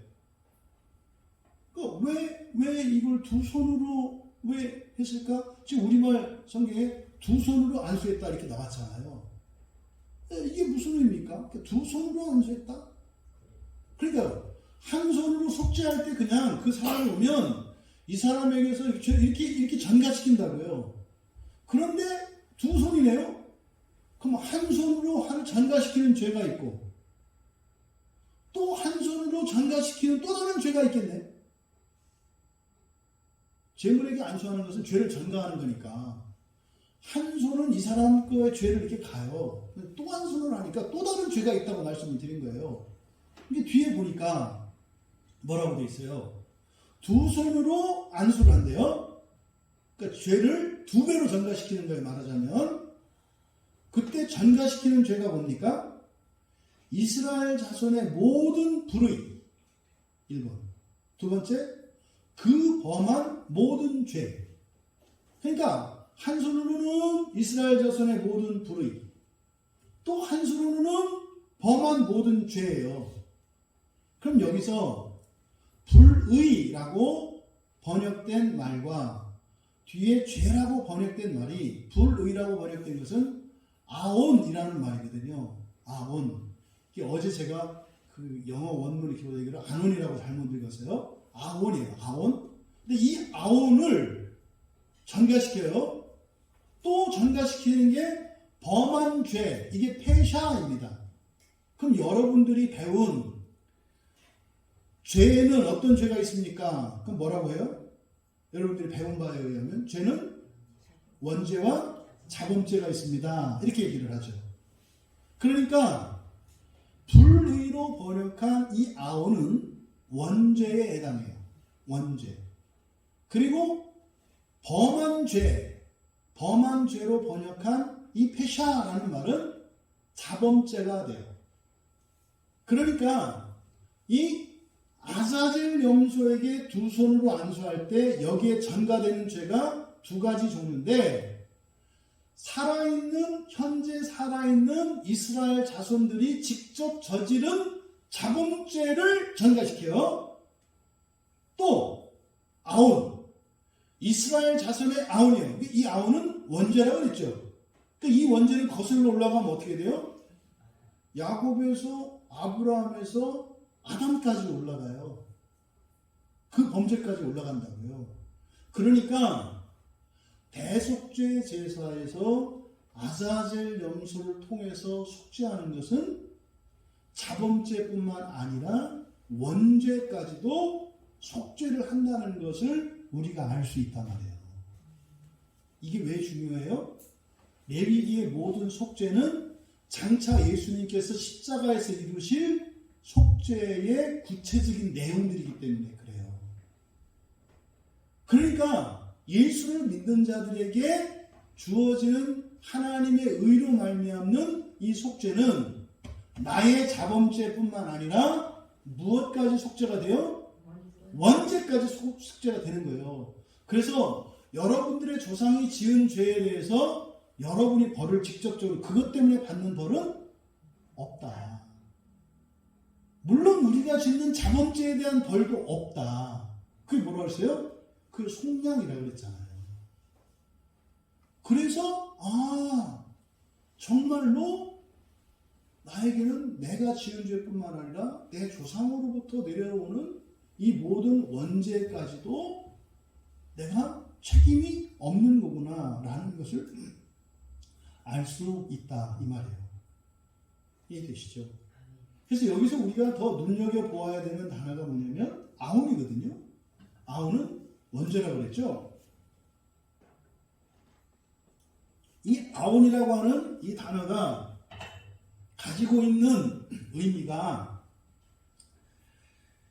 이게 집단의 죄예요. 집단, 단체, 공동체의 죄를 나타내요. 이 아혼이라는 것은. 우리가 이렇게 기도할 때 하나님 우리 민족의 죄를 용서해 주시옵소서 이렇게 했을 때는 한 사람 한 사람이 아니라 우리 민족 전체가 반만 년 동안 우상을 섬기고 귀신을 섬겼던 이걸 말하는 거죠. 이거는 뭐 누구 한 사람 예외가 없어요. 이럴 때 이 죄를 용서해 주시옵소서 할 때 쓰는 말이 아혼이라는 말이에요. 그래서 그 민족 전체의 죄를 나타낼 때 아혼이라고 한다. 아브라함에게 여호와 하나님께서 그의 후손들이 이제 이방 족속에 객이 되어서 400년 동안 섬기다가 돌아올 거라고 그랬어요. 그때 400년 걸리는 이유가 뭐였죠? 아모리 족속의 죄악이 꽉 차지 않았기 때문에. 그렇죠? 그때 아모리 족속의 죄악이니까 아모리 족속 전체의 죄잖아요. 그러니까 여기에 사용된 게 아혼이겠죠. 맞아요. 창세기 15장 16절에 아모리 족속 전체의 죄를 이야기할 때 아혼이라는 말이 사용이 돼요. 또 소돔성에 하나님의 심판이 임하죠. 막 하늘에 불이 떠오르시잖아요. 이게 창세기 19장 15절에 그때 소돔성의 죄악으로 인해서 성 전체를 그냥 멸해보시거든요. 그러니까 그때도 그 소돔성의 죄악할 때 그 죄악이 이것도 아혼이에요. 이런 집단의 죄를 나타낸다. 아혼이라는 게. 또 두 번째로 인간의 죄성을 나타내요. 인간의 죄성을 나타내요. 인간의 죄성. 창세기 4장 13절에 가인이 여호와께 아뢰되 내 죄벌이 지기가 너무 무거우니다 이렇게 얘기를 해요. 동생을 죽이고 나서 그래 나 잘못하면 맞아 죽어요. 날 좀 도와주세요. 이렇게 한 거 아니에요. 그때 가인이 내 죄벌이라고 했거든요. 그래서 이 죄벌이라고 하는 것은 단순히 살인한 패샤가 아니라 그 안에 있는 이 죄성을 나타내요. 여기에도 아혼이라는 말이 사용이 돼요. 아혼. 그리고 출애굽기 34장 7절에 보면 하반절에 보면 아버지의 악행을 자손 3, 4대까지 보응하리라. 아버지의 악행을 자손 3, 4대까지 보응하리라. 이때 악행이라고 번역한 여기가 아혼이에요. 그러니까 아버지의 죄가 어디까지 간다고요? 3, 4대까지 전가된다는 이 얘기구나. 이해되시죠? 무진장 가는 게 아니라 아버지의 죄가 아버지의 그 원죄가 아버지가 가지고 있는 그 원죄가 3, 4대까지 간다. 근데 사실은 영원히 가는 거예요. 왜요? 나부터 3, 4대 가잖아요. 그럼 내 아들도 3, 4대 가잖아요. 내 손자도 3, 4대 가잖아요. 계속 하는 거예요. 다만 이것을 3, 4대로 못 박은 이유는 천대까지 미치는 인자와 대조하기 위한 거예요. 이 죄는요 아래로 전가가 돼요. 아버지에게서 아들에게로 전가가 된다고요.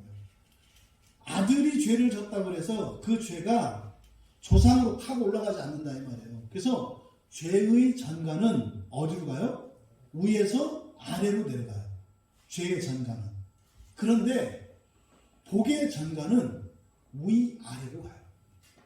복의 전가는 위아래로 가요. 그러니까 우리가 예수 그리스도를 믿었을 때 그리스도에게서 우리에게 전가되는 의와 이 믿음의 의로 말미암는 이 복은 위로 아래로 같이 가요. 그러니까 이것을 대조하기 위해서 이 원죄는 아버지로부터 아들로 간다. 위에서 아래로 간다. 하지만 헤세드는, 인자는 천대까지 베푸신다. 그래서 위아래가 없다. 이것을 대조하기 위해서 이거를 3, 4대라고 표현을 한 거지. 그리고요, 이거는 우리가 어제 살펴보았던 것처럼 한 사람의 범죄로 말미암는 그 죄의 전가의 힘보다 또 다른 한 사람인 예수의 십자가의 대속의 은혜로 말미암는 의의 전가의 힘이 훨씬 크다. 이게 출애굽기 34장 7절과 같은 내용이에요. 같은 내용. 어쨌든 여기에서도 그 아버지의 악행했을 때, 악행이라고 번역된 이것이 아온이고, 이게 의미하는 것은 뭐다? 인간의 죄성이고 사실 이게 원죄죠. 이 원죄를 나타내는 말이에요. 아온이라는 말이에요. 그래서 이 아자젤 염소에게 두 손으로 안수했을 때 원죄도 거기에 전가가 된다라는 거.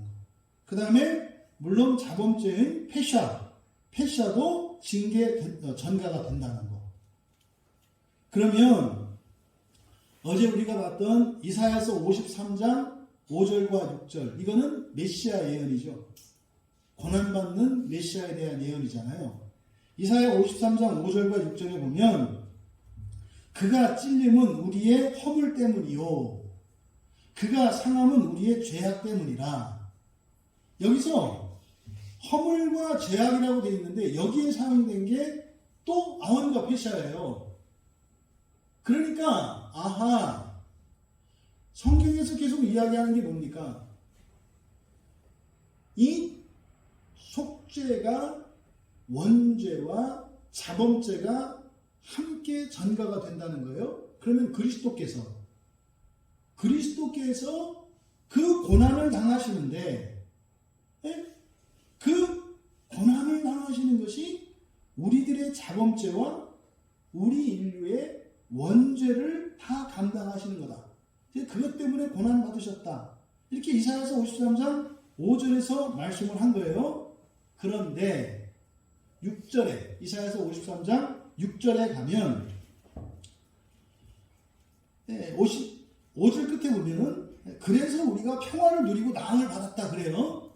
그러니까 예수 그리스도를 믿음으로 여러분들이 예수 그리스도의 의가 여러분들에게 전가가 돼서 여러분들이 평화를 얻었잖아요. 평화를 얻었잖아요. 이미 부활에 대한 약속, 변함없는 부활에 대한 약속을 받으셨잖아요. 예? 그리고요, 나음을 받았잖아요. 이런 모든 죄책으로부터 면제되셨잖아요.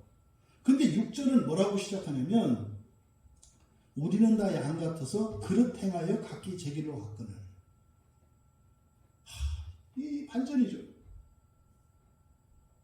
예수를 믿고 또 우리 말이에요. 예수를 믿고 원죄와 자범죄에 대한 모든 죄책으로부터 우리가 노임을 받았어요. 그런데 뭐예요? 그릇 행하여 제 길로 갔거늘. 뭐예요? 또 범죄한다는 뜻이에요. 예수를 믿어서 처음에는 좀 인간 됐나 했더니 다시 원위치 되더라 이 말이에요. 요 얘기예요, 요 얘기.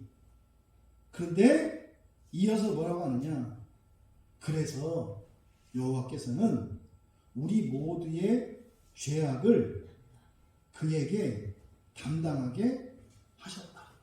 우리의 모든 죄악을 그에게 담당하게 하셨다. 여러분, 예수 그리스도께서 우리를 대신하여 십자가에서 죽으셨던 사건은 단지 여러분 개인만의 죄가 아니라 누구의 죄? 우리 조상들까지 아우르는 원죄와 여러분들이 직접 저지르는 회샤, 자범죄까지 다 감당하셨다고 말씀을 하시는 거예요. 그러니까 예수님이 십자가에서 죽으신 것은 단지 여러분이 지금까지 살면서 예수를 믿기 전까지 지었던 죄, 그리고 믿고 나서 짓는 죄, 그리고 죽기 전까지 지을 죄, 개인적인 죄뿐만 아니라 무슨 죄까지도 감당한다? 여러분들의 조상들로부터 내려오는 원죄, 아담의 원죄로부터 심지어 여러분들의 부모님, 할아버지, 증조할아버지, 고조할아버지에 이르는 분들 중에 죄를 짓고 그 죄가 나쁜 줄도 모르고 회개하지 않은 죄들 있잖아요. 해결되지 않은 죄. 이런 죄들이 전가돼서 내려온다고요. 그 모든 죄까지도 예수님이 감당하신 거다. 그러면 내가 예수를 믿고 구원받았고 죄 용서를 받았다 할 때 용서받는 죄는 나의 죄뿐만 아니라 내 조상들의 죄까지 용서한다. 그럼 여러분 이렇게 생각을 하세요. 나무에서 뿌리 하나가 이렇게 내려와요. 이게 원죄죠. 이 뿌리를 타고 중간중간에 이제 자손들 있잖아요. 여기서 그 이전에 조상들은 짓지 않았던 곁가지 치는 죄들 있잖아요. 이게 자범죄죠. 그러면 요 곁가지 친 요 자손들은 원죄가 원가지에 있는 사람보다 더 커요. 왜? 새로운 원죄가 또 곁가지 치고 나왔거든. 해결되면 괜찮은데 해결되면 돌아가는 거잖아요. 그래서 원죄는요 계속 가면 갈수록 점점 커져요. 다만 회개하면 더 커지지는 않아요. 회개하면. 이해되시죠? 그래서 우리 인생이 무겁다니까요. 그래서 가면 갈수록, 그러니까 예수 믿지 않는 사람들의 가정은, 심지어 예수를 믿고도 회개하지 않는 가정은 인생이 버거워져요. 벌 주시는 게 아니라 뭐 때문에 그래요? 전가되는 원죄 때문에 그래요. 전가되는 원죄 때문에 인생이 무거워지게 돼 있어요. 그래서 우리가 인생을 살아갈 때 맨 먼저 해결해야 될 게 죄 문제라고 그랬잖아요. 바로 이 중요한 내용을 담고 있는 것이 대속죄 제사의 아자젤 염소에 담겨 있어요. 그러니까 이 조상의 죄를 속죄하는 것은 다른 데 없어요. 대속죄 제사만 있어요. 그럼 이걸 가지고 대속죄 제사에만 있으니까 인정할 수 없다 이렇게 하면은 사가당처에 큰일 나는 거예요. 모든 제사가 되게 하는 것이 대속죄 제사이기 때문에 대속죄 제사에만 있으면 다른 데 없어도 상관없는 거예요. 다시 말해서 여러분들이 다른 뭐가 어떻든 간에 예수 그리스도를 믿으면 그 안에서 모든 죄와 허물들이 씻기는 것과 같은 이치예요. 그러니까 교회 안에 사람들이 그래요? 아니 조상의 죄를 속죄하는 원죄를 속죄하는 그게 대속죄 제사 말고 다른 데 어디 또 나오냐? 근거를 대라. 없어요. 뭐 있긴 있어요. 좀 이따 얘기할 건데 그러니까 제사를 드리는 건 레위기에서 대속죄 제사밖에 없어요. 이 얘기는 마치 예수를 믿지 않는 사람들이 야 웃기지 마. 너 같은 인간이 나보다도 훨씬 못난 너 같은 인간이 예수를 믿었다고 너가 구원받았다고? 이렇게 얘기하는 것과 뭐가 달라요? 똑같잖아요. 그러니까 예수 믿지 않는 사람들이 하나님의 복음에 대해서 은혜에 대해서 반응하는 거나 예수 안에 있는 그리스도인들조차 참된 구원의 진리에 대해서 반응하는 거나 방식이 다르지 않아요. 똑같아요. 기준은 뭐다? 성경이고요. 그리고 모든 속죄의 기준은 제사법인데 이런 모든 제사법의 종합이 그리고 핵심이 대속죄 제사다. 그래서 여러분들이 예수를 믿음으로 말미암아서 어떤 일이 일어난 거예요? 여러분들의 직계 조상들의 원죄가 뿌리가 없어져 버린 거예요. 원죄의 뿌리가. 그럼 뭐만 남아요? 각자가 지었던 패션, 자범죄만 남아요. 각자 지었던 자범죄만 남아요.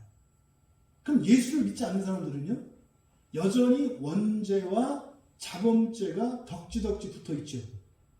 그런데 그 가문에서 한 자손이 예수를 믿어서 그리스도로 말미암아 이 히브리어의 아온 원죄의 속죄가 이루어졌을 때, 그는 요만큼만 그 원죄의 뿌리가 잘리는 게 아니에요. 원죄는 한 뿌리라니까요. 아담으로부터. 그럼 원죄가 통째로 뽑히는 거예요. 그러면 내 후의 조상들은 그들이 해결해야 될 그 죄는 어떤 죄만 남아요? 자범죄만 남아요. 그래서 그 자범죄는 각자가 해결해야 돼요. 그러면 원죄가 사라졌다는 것은 어떤 의미이고 자범죄가 해결됐다는 것은 어떤 의미이냐?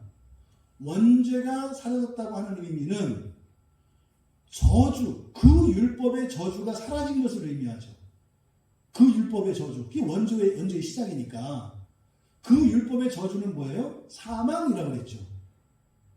그러면 원죄가 속죄됐다면 사망이 사라진 거죠. 이걸 뭐라고 그래요? 영생을 얻었다 그래요. 영생을 얻었다. 영생을 얻었다는 것은 다시 말해서 부활에 참여하게 됐다는 것을 의미하죠. 그래서 원죄의 문제가 해결됐다는 것은 부활할 수 있게 되었다는 의미예요. 그럼 여러분이 예수 그리스도를 믿음으로 그 원죄가 여러분을 통해서 조상으로부터 이어진 이 원죄가 싹불이 뽑히는 거예요. 마치 공장에서 시작된 폐수가 바닥까지 흘러오는데 예수 그리스도를 믿었을 때 공장에서 흘러나온 이 폐수는 그 순간 맑은 물로 바뀐다 이 말이에요. 근데 중간에 버리는 요강을 비우면 똥도 나오고 오줌도 나오고 쓰레기도 나와요. 그거는 거기에 남아있어요. 자범죄죠. 그것은 누가? 각자가 책임져야 한다. 각자가 책임져야 한다. 그러면 바로 이 조상의 죄 속죄라고 하는 것이 대속죄 제사 안에서 가능해요? 불가능해요? 가능하다 이 말이에요. 그럼 이게 구약에 뭐 그렇게 하는 일이 있지 않았겠어요? 이게 가능했는데 안 했을 리가 없잖아요. 안 했을 리가. 느헤미야 9장 2절에 가면은요, 모든 이방 사람들과 절교하고 서서 자기의 죄와 조상들의 허물을 자복하고. 이미 느헤미야 때까지 구약 이스라엘 자손들에게는 자기의 죄에 대한 속죄와 조상의 죄에 대한 속죄가 계속 이루어지고 있음을 볼 수가 있어요. 또 가깝게는 레위기 26장에 똑같이 이렇게 조상의 죄를 속죄하는 일들이 나옵니다. 그러니까 이 대속죄 제사에 들어가 있는 조상의 죄에 대한 속죄가 매년 한 번씩 이루어지고 있었어요. 이것이 예수 그리스도로 말미암아 단번에 사라지게 된 거잖아요. 그래서 예수 그리스도를 믿음으로 내 조상의, 그러니까 모든 죄는 아니에요. 조상의 모든 죄가 아니라 어떤 죄? 원죄. 원죄가 사라진 것이다. 그래서 그로 말미암아 어떻게? 그 조상들이 부활에 참여하게 된다는 거예요. 그 뒤에 레위기 26장 40절에 보면 그렇게 조상들의 죄까지 이렇게 속죄를 받으면서 자복하면서 또다시 범죄하는 이스라엘에 대해서 얘기를 해요. 근데 이스라엘 백성들의 속죄는 1년에 한 번씩이죠. 1년에 한 번씩 반드시 대속죄제를 드려서 1년의 죄를 속죄한다고요. 그리고 또 1년을 살아요. 그리고 다음에 다시 지난 동안 있었던 죄를 속죄하고, 그래서 1년 단위로 갱신하면서 이렇게 살아가죠. 근데 우리는요, 예수 그리스도를 믿음으로 말미암아 단번에 속죄함을 얻게 된 것입니다. 이렇게 하고 난 뒤에 그래서 모든 제사장 아론과 또 제사장 집안, 이 아론의 집안은 달라요. 그렇죠? 이 레위 지파, 아론 지파는 이스라엘 12지파가 아니에요. 이제는 더 이상은 이들은 하나님의 아들들, 하나님께 속한 자들이에요. 그래서 이스라엘 자손들과 이 레위 지파를 다 구별해요. 또 그 안에서도 제사장은 완전히 구별을 해요. 그래서 아론과 아론 집안의 모든 죄를 속죄하고, 또 그때 모든 죄를 속죄할 때 들어갈 때 입는 옷이 제사장의 옷이 아니에요. 그때는 제사장의 옷을 벗어놓고 깨끗한 세마파 옷으로 속옷과 겉옷으로 가로입고 지성소 안으로 들어가요. 모든 죄를 속죄할 때. 그때는 제사장 직분 이런 게 없어요. 그래서 전체가 공동체적으로 그 안에 들어가서 속죄를 받는 거예요. 그런데 이제 23절에 보면 아론은 회막에 들어가서 지성소에 들어갈 때 입었던 세마 옷을 벗어 거기 두고, 그러니까 이 세마포 옷은 어떤 옷이에요? 바로 대속죄 제사에서 이스라엘의 조상들과 그 살아있는 그들이 저지른 자범죄와 조상들로부터 이들에게 전해져 내려오는 그 모든 원죄들, 그것을 속죄하고 나면 그 세마포 옷을 벗어요. 그리고 물로 씻고 나와서 자기 옷을 입어요. 이 자기 옷은 바로 대제사장의 옷입니다. 대제사장의 옷을 입고 나와서 이제 거기에서 자기와 백성을 위하여 속죄한다 그래요. 이렇게 해서 끝나는 거예요. 그래서 대속죄 제사의 모든 죄의 절정이 바로 24절의 끝에 속죄하고, 여기에서 1년 동안 1년에 한 번씩 모든 죄를 이렇게 속죄하는 겁니다. 그러면 그 이후에 여기서 우리가 눈여겨봐야 되는 24절에 백성이라는 말이 있어요. 그래서 이스라엘 자손이라고도 하는데, 백성이라는 말을 쓸 때 이 백성이라고 하는 이 말은 특별한 의미를 가져요. 이게 창세기 11장 6절에서는 족속이라고 그래요. 족속. 사람은 원래 한 족속이었죠. 이게 이제 바벨탑 사건 이후로 언어가 혼잡해서 나뉘어지기 전까지는 한 족속이었잖아요. 그냥 사람이었잖아요. 그때 전체 사람을 나타내는 말이에요. 이 백성이. 또 창세기 25장 8절에서는 죽어서 열조에게로 돌아간다 그래요. 이 열조라는 말이 백성이에요. 그러니까 이 백성이라는 말은 살아있는 사람과 죽어있는 사람 모두를 의미하는 말이에요. 물론 살아있는 국가와 민족의 구성원 전체를 나타내기도 해요.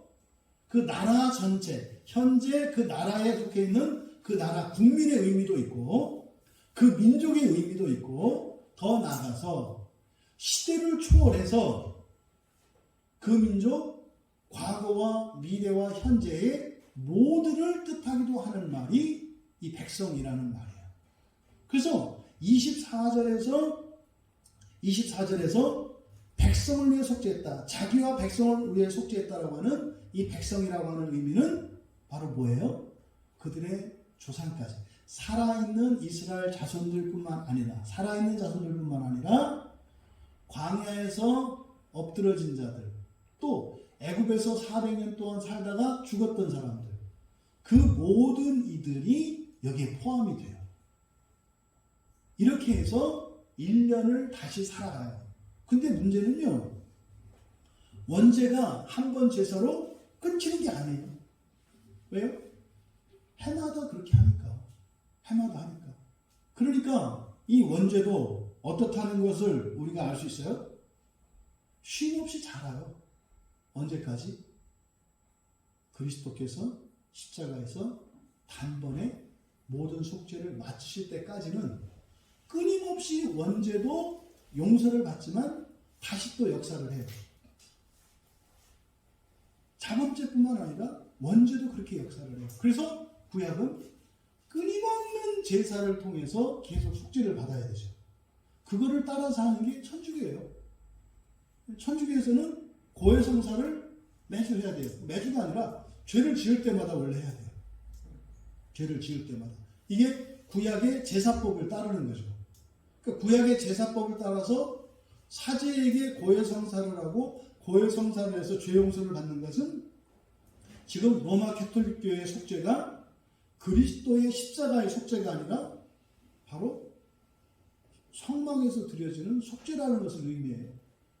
그래서 목사라고 안 하고 사제라고 하잖아요. 제사장이라고 하잖아요. 제사장.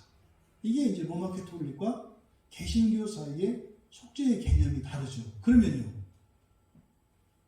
로마 가톨릭에서 속죄의 효과, 다시 말해 십자가에 대한 의미와 우리의 십자가의 의미는 어마어마하게 달라요. 어마어마하게 달라요. 그래서 천주교에서는 어떤 일이 일어나요? 죽은 조상들의 모든 죄를 위해서 기도해야 되고 제사도 드려야 되고 연보 헌금도 해야 되고 또 선행도 쌓아야 되고 그래요. 이게 뭐예요? 구약의 이스라엘 자손들이 해마다 1년에 한 번씩은 조상들의 죄를 속죄했던 것과 똑같은 거죠. 그러니까 아직도 구약에서 벗어나지 못하고 있는 거예요. 이거를 루터가 개혁을 한 거예요. 그거 아니다. 예수님의 십자가는 그런 게 아니다. 믿음으로 말미암아서 이제 그 원죄와 우리들의 이런 자범죄에 대한 죄책이 다 사라진 것이고 우리들이 힘써야 되는 것은 영원한 사망에 있을 거냐 말 거냐가 아니라 거룩한 그 하나님 나라에 들어가는 부활을 입술에 살아가야 된다까지 나가야 되는데 거기까지 못 나갔어요. 루터가 한 종교개혁에 큰 공헌이 있고 큰 장점이 있습니다만 큰 과실이 있어요. 루터의 과실. 루터의 과실이 뭐냐? 지옥을 없애버렸어요. 신자들에게. 신자들에게 앞뒤가 안 맞는 얘기예요. 그렇잖아요. 구약의 제사법을 따르면은요, 1년의 대속죄 제사를 통해서 원죄와 자범죄에 대한 죄 속죄를 이룬다 그랬죠. 근데 또 1년 동안 또 죄를 지어서 또 원죄도 키우고 자범죄도 키운다니까요. 그럼 로마 가톨릭에서는 어떻게 되는 거예요? 지옥에 간다는 걸 가르쳤잖아요. 근데 그거를 연옥이라는 성경이 없는 말로 바꿨기 때문에 문제지, 신자들이 예수를 믿은 그리스도인이라 하더라도 지옥에 갈 수 있다고 하는 이 가르침은 틀린 게 아니에요. 그런데 그것을 반쯤 왜곡해서 성도들에게서 무엇을 끌어내기 위한, 결정은 돈이죠. 돈을 끌어내기 위한 수단을 변질시켜 버렸어요. 이건 그럴 수밖에 없어요. 왜? 교황이 성경을 바꿀 수 있거든요. 그래서 지옥을 연합으로 바꿔버린 거예요. 지옥밖에 없어요. 그러니까 어떻게 돼요? 로마 가톨릭에서 말하는 연합 교리가 일정 부분은 성경적이고 대부분은 인간적이에요. 근데 루터는 어떻게 했어요? 인간적인 이것 때문에 성경적인 것까지 다 폐해버렸어요. 왜 그랬냐면 루터가 종교개혁을 하게 된 가장 근본적인 고민은 내가 지옥에서 벗어날 수 없다고 하는 인식 때문에 그랬어요. 왜? 로마 가톨릭의 교리를 따라 배웠기 때문에 회개하고 용서받고 회개하고 용서받고 해도 걔도 또 죄를 짓잖아요. 아, 내가 벗어날 수 없구나. 그러니까 루터는 왜 그렇게 생각을 했어요? 살아서 완전한 존재가 되어야 한다고 생각을 한 거예요, 루터는. 근데 우리가 알고 있는 건 그게 아니죠. 살아서 완전한 존재가 되는 게 아니라 완전을 추구하면서 그런 고민과 갈등 속에서 살아가면 되는 거죠. 회개하면서, 그죠? 왜? 우리의 소원과 우리의 믿음을 표현하는 거니까. 그럼 주님이 재림하실 때 오셔서 하는 거 아니에요. 근데 루터는 천연왕국을 믿지 않았거든요. 그리스도의 재림과 온전케 하는 걸 믿지 않았어요. 그러니까요, 이걸 알 수가 없어요. 그러니까 지옥에서 벗어날 재간이 없는 거예요. 왜? 자기 힘으로 지옥을 안 갈 수 있도록 완전한 존재가 된다고 생각하니까. 그래서 루터가 내린 결론은 뭐예요? 연옥과 함께 지옥을 없애버린 거예요. 그래서 심각한 교회의 부패와 타락이 일어났죠. 그래서 루터와 칼빈이나 쯔빙글이나 이 사람들이 그 이후에 종교개혁자들인데 모든 것을 루터대로 따르지 않았죠. 달라요. 하지만 공통적으로 따른 것은 뭐냐면 지옥을 없애버린 거예요. 예수를 믿기만 하면 지옥 가지 않는다. 이렇게 되어버린 거예요. 그리고 반드시 각자 자기의 구원은 자기가 이루어야 한다. 그래서 로마 캐톨릭의 이 구원론의 치명적인 약점은 대속죄 제사에 나타나 있는 이 아자젤 염소를 통해서 일어나는 원죄의 속죄에 대한 구원의 그 교리가 로마 캐톨릭에서는 이게 가르쳐지지 않고 있어요. 그건 몇 가지 전제 때문에 그래요. 염소는 귀신이다. 그래서 이 아자젤이라고 하는 말은 광야의 귀신이다라고 하는 이쪽 잘못된 전제에 붙들려 있었기 때문에 그를 발견해내지 못한 것입니다. 여러분, 죽은 자의 이런 구원도, 예수 그리스도께 달려있다는 사실을 우리가 알고, 더 나아가 그리스도 예수를 믿는 믿음으로 말미암는 그 구원은 개인적인 것이 아니라 어떤 것이다? 공동체적인 것이다. 그래서 아자젤 염소를 통해서 알 수 있는 것은 바로 조상의 원죄입니다. 조상의 원죄. 그러니 여러분들의 신앙생활은 곧 여러분들의 가문 전체를 대표하고 있다는 사실을 잊지 마셔라. 그리스도 예수께서 십자가에서 죽어주신 것은 여러분 한 분만을 위한 게 아니라 뭐예요? 여러분 전체의 가문, 여러분 가문 전체를 위한 것이다. 그러면 그 원죄와의 싸움, 그러니까 여러분의 자범죄와의 싸움도 있어야 되겠지만 원죄와의 싸움도 있어야 한다는 것을 기억하셔야 합니다. 만약에 여러분들이 여러분의 자범죄에 대해서 회개하지 못하면 그것이 또 다른 원죄가 되어서 여러분의 자녀들에게 전가된다. 라고 하는 이 전가 교리를 통해서 여러분들이 얼마나 신앙을 위하여, 이것을 뭐라 그래요? 하나님의 영광을 위하여 라고 하잖아요. 여러분이 완전한 하나님 자녀 되기 위하여 살아가는 일에 가치의 우선순위를 두셔야 되고 거기에 특별한 열심과 노력을 하셔야 합니다. 그런데요, 신약성경에 보면 또 놀라운 얘기가 있어요. 아자젤 염소를 통해서는 조상의 죄에 대한 속죄 원리를 우리가 배울 수가 있는데, 요한일서 5장 16절과 17절에 보면 이렇게 되어 있습니다. 누구든지 형제가 사망에 이르지 아니하는 죄 범하는 것을 보거든 구하라. 그리하면 사망에 이르지 아니하는 범죄자들을 위하여 그에게 생명을 주시리라. 사망에 이르는 죄가 있으니 이에 관하여 나는 구하라 하지 아니라. 모든 불의가 죄로되 사망에 이르지 아니하는 죄도 있도다.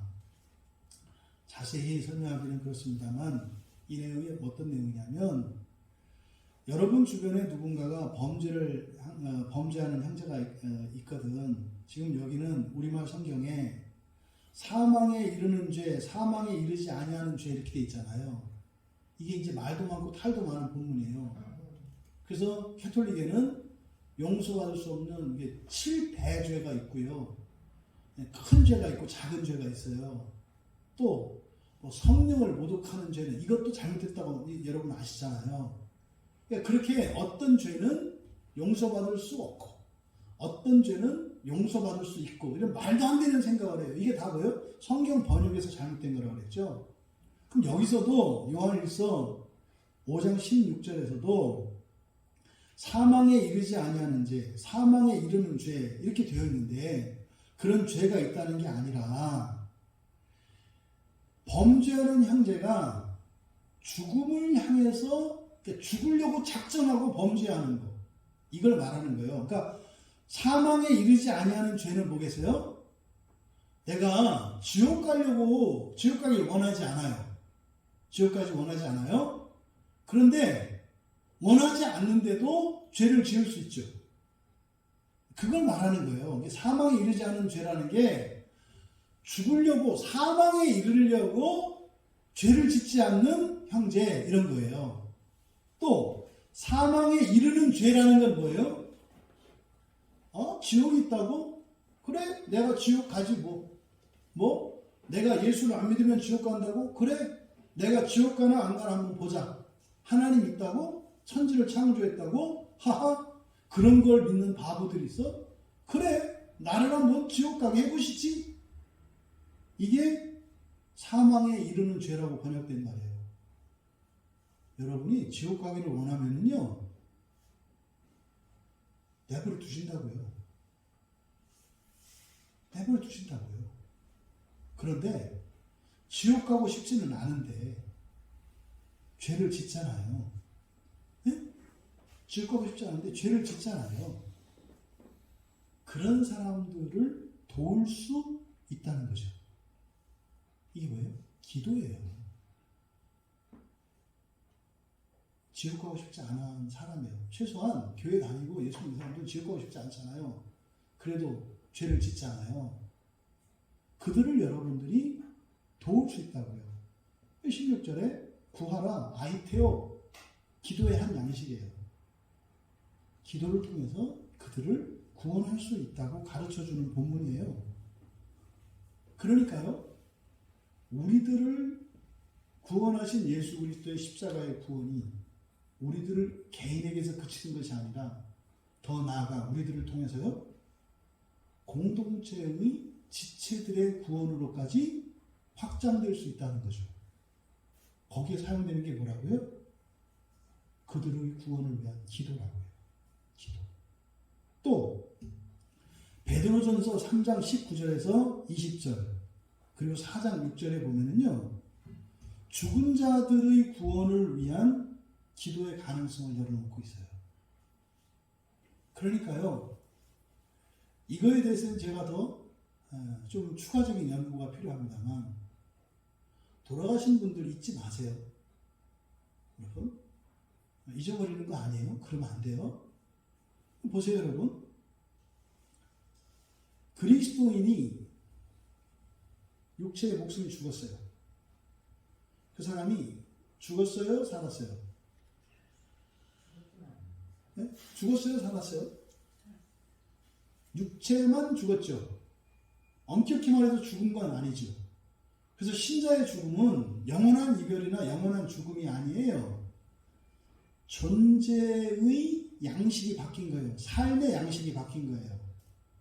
몸과 영혼으로 살아있죠, 우리는. 그럼 죽은 사람들은요, 몸 없이 영혼으로만 살아있는 거죠. 그러니까요, 살았느냐 죽었느냐라고 했을 때 신자들은 안 죽어요. 신자들은 안 죽는다고요. 살아있다고요.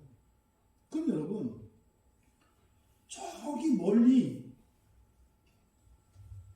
외국에 남아있는 크리스티나 선교사를 위해서 우리가 기도를 해요, 안 해요? 하잖아요. 왜요? 살아있으니까. 그리고 도움이 되니까. 그러면 이 세상에 살아있으면 살아있는 거고 하나님 나라에서 천국에 살아있으면 살아있는 게 아니에요? 지옥에 있으면 살아있는 게 아니에요? 똑같이 살아있죠? 그럼 여러분들이 지옥에 가려고 하지는 않았지만 범죄한 이들을 위해서 기도로 도울 수 있다고 했잖아요. 그러면 지금 우리가 함께 공동체를 이루어가고 살고 있는 우리 지체들의 구원을 위해서도 기도를 통해서 도울 수 있죠. 그럼 여러분들이 육체는 없지만 살아있지만 아직 낙원에 이르지 않은 이들을 위해서 기도할 수 있는 가능성의 여지가 있어요? 없어요? 있어요. 그래서요, 여러분 뿌리를 잊으시면 안 돼요. 이 두 가지 내용을 합쳐보세요.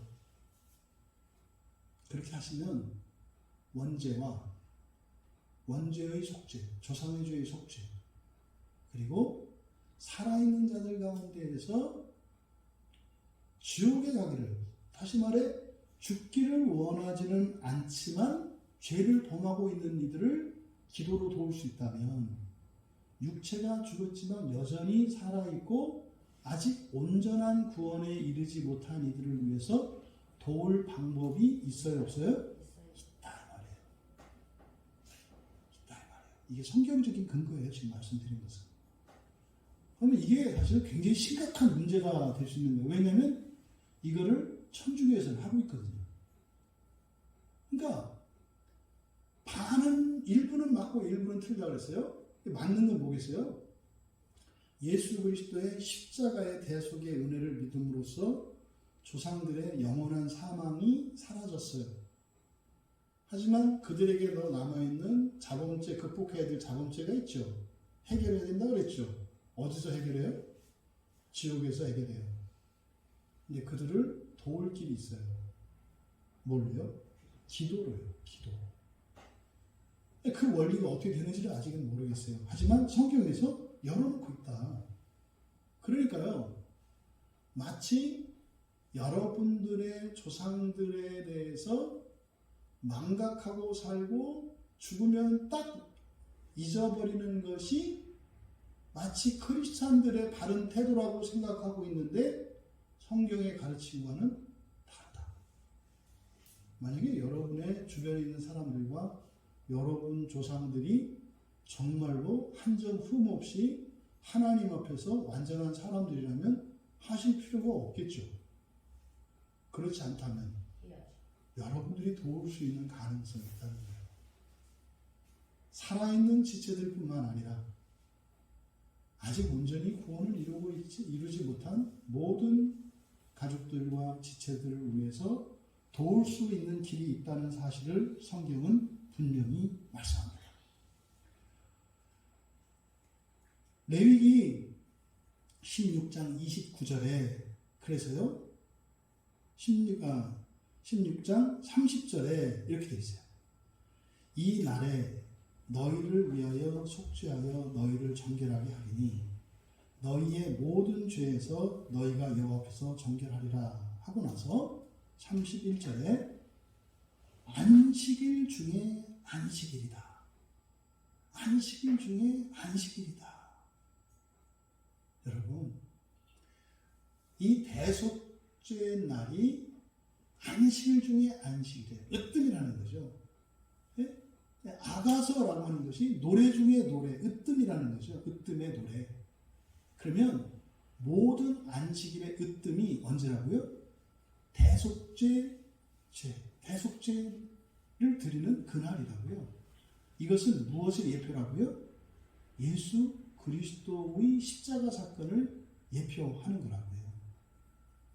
여러분, 예수 그리스도 안에는요, 여러분 개인 구원뿐만 아니라 여러분을 통해서 여러분 주변에 있는 형제 자매들, 살아있는 성도들과 살아있든지 죽어있든지 온전한 구원에 이르지 못한 이들을 위하여 도울 수 있는 길이 있다는 사실을 우리에게 말씀하고 있습니다. 그래서요, 고린도전서 15장 29절에서도 죽은 자들을 위해서 세례하는 일이 초대교회에 있었다는 것을 우리가 알 수 있어요. 부활에 대해서 이야기를 하면서 죽은 자들을 위한 이 세례가 유효하다는 것을 가르쳐줘요. 이것이 성경에 근거가 없다. 저도 그렇게 배웠어요. 신학교에서. 근데 보니까 아니잖아요. 곳곳에 그 증거들이 이미 구약으로부터 그 근거가 있다는 것을 우리가 알 수 있습니다. 여러분, 로마서 3장 22절에서 바울 사도는 이렇게 말씀합니다. 이제 율법 외에 하나님의 한 의가 나타났으니 율법과 선지자들에게 증거를 받은 것이다. 21절이고 22절에 곧 예수 그리스도를 믿음으로 말미암아 모든 믿는 자에게 미치는 하나님의 의인이 차별이 없느니라. 모든 믿는 자에게 미치는 하나님의 의인이 차별이 없느니라. 여기서요, 모든 믿는 자라고 하는 이 말이 의미하는 바, 어떤 사람에게는 살아있는 믿는 자, 어떤 사람에게는 살아있으나 죽어있으나 믿는 모든 자, 세계가 달라지죠. 이 3장 22절의 이 말씀은 바로 예수 그리스도의 십자가의 일은 죽어서도 그리스도께서 믿는 자를 구원하시고 계심을 우리에게 말씀하고 있다. 베드로 사도가 베드로전서 4장 6절에서 말씀하셨어요. 죽은 자들에게도 복음이 전파되었다. 죽은 자들에게도 복음이 전파되었다. 그리스도께서 음부에 내려가셔서 복음을 전하셨다 그래요. 그때 그 복음은 바로 이 대속죄 죄를 통해서 언약 안에 있고 예수 그리스도를 믿지만 온전히 구원을 이루지 못한 이들을 위하여 구원의 일이 계속되고 있다는 복음이겠죠. 그러면 아직도 이 세상에서 예수 그리스도를 믿지 않는 이들을 구원하는 일은 먼저 구원받은 자들에 의해서 이루어져요. 그러면 죽어있는 자들에 대해서도 먼저 구원받고 있고 구원을 이루어가고 있는 이들을 통해서 그 구원이 이루어져 간다는 사실을 우리가 알 수 있습니다. 레위기 16장에서 우리가 살펴보았던 이 원죄와 자범죄를 의미하는 원죄를 의미하는 아온, 그리고 자범죄를 의미하는 페샤, 그리고 총체적으로 하나님에게서 조금이라도 벗어가 있는 것, 그러니까 불순종과 순종의 모자람이 있는 그런 개념으로서의 죄는 하타라고 하는 죄예요. 하타. 근데 이 자범죄와 이 원죄, 이 아문과 페샤가 성경에 번역이 뒤죽박죽으로 되어 있어요.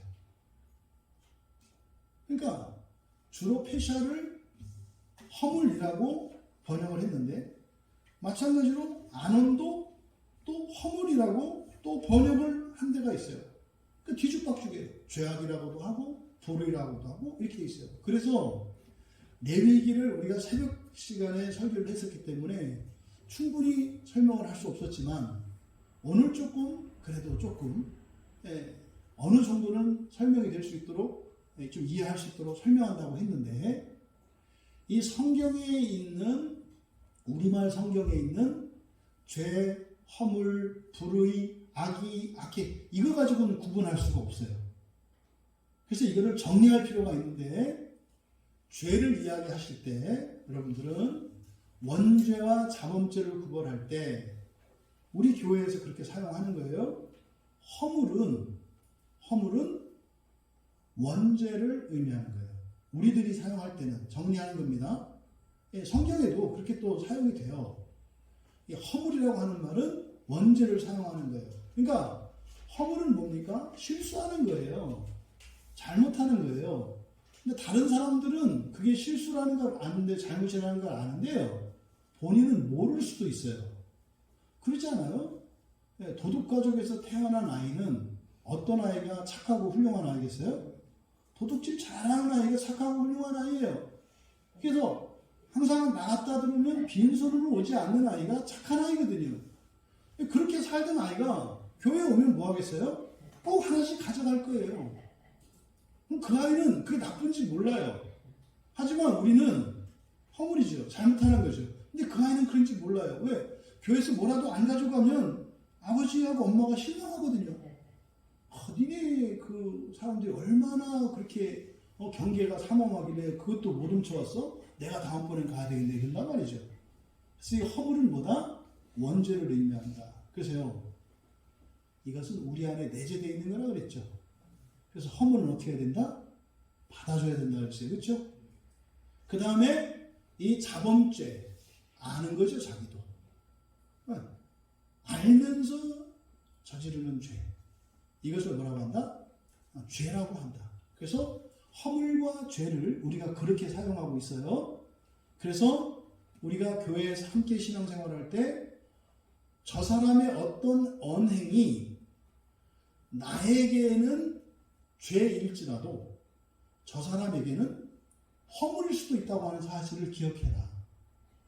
심지어 나에게는 허물일지 몰라도 저 사람에게는 죄일 수도 있다는 것을 기억해라.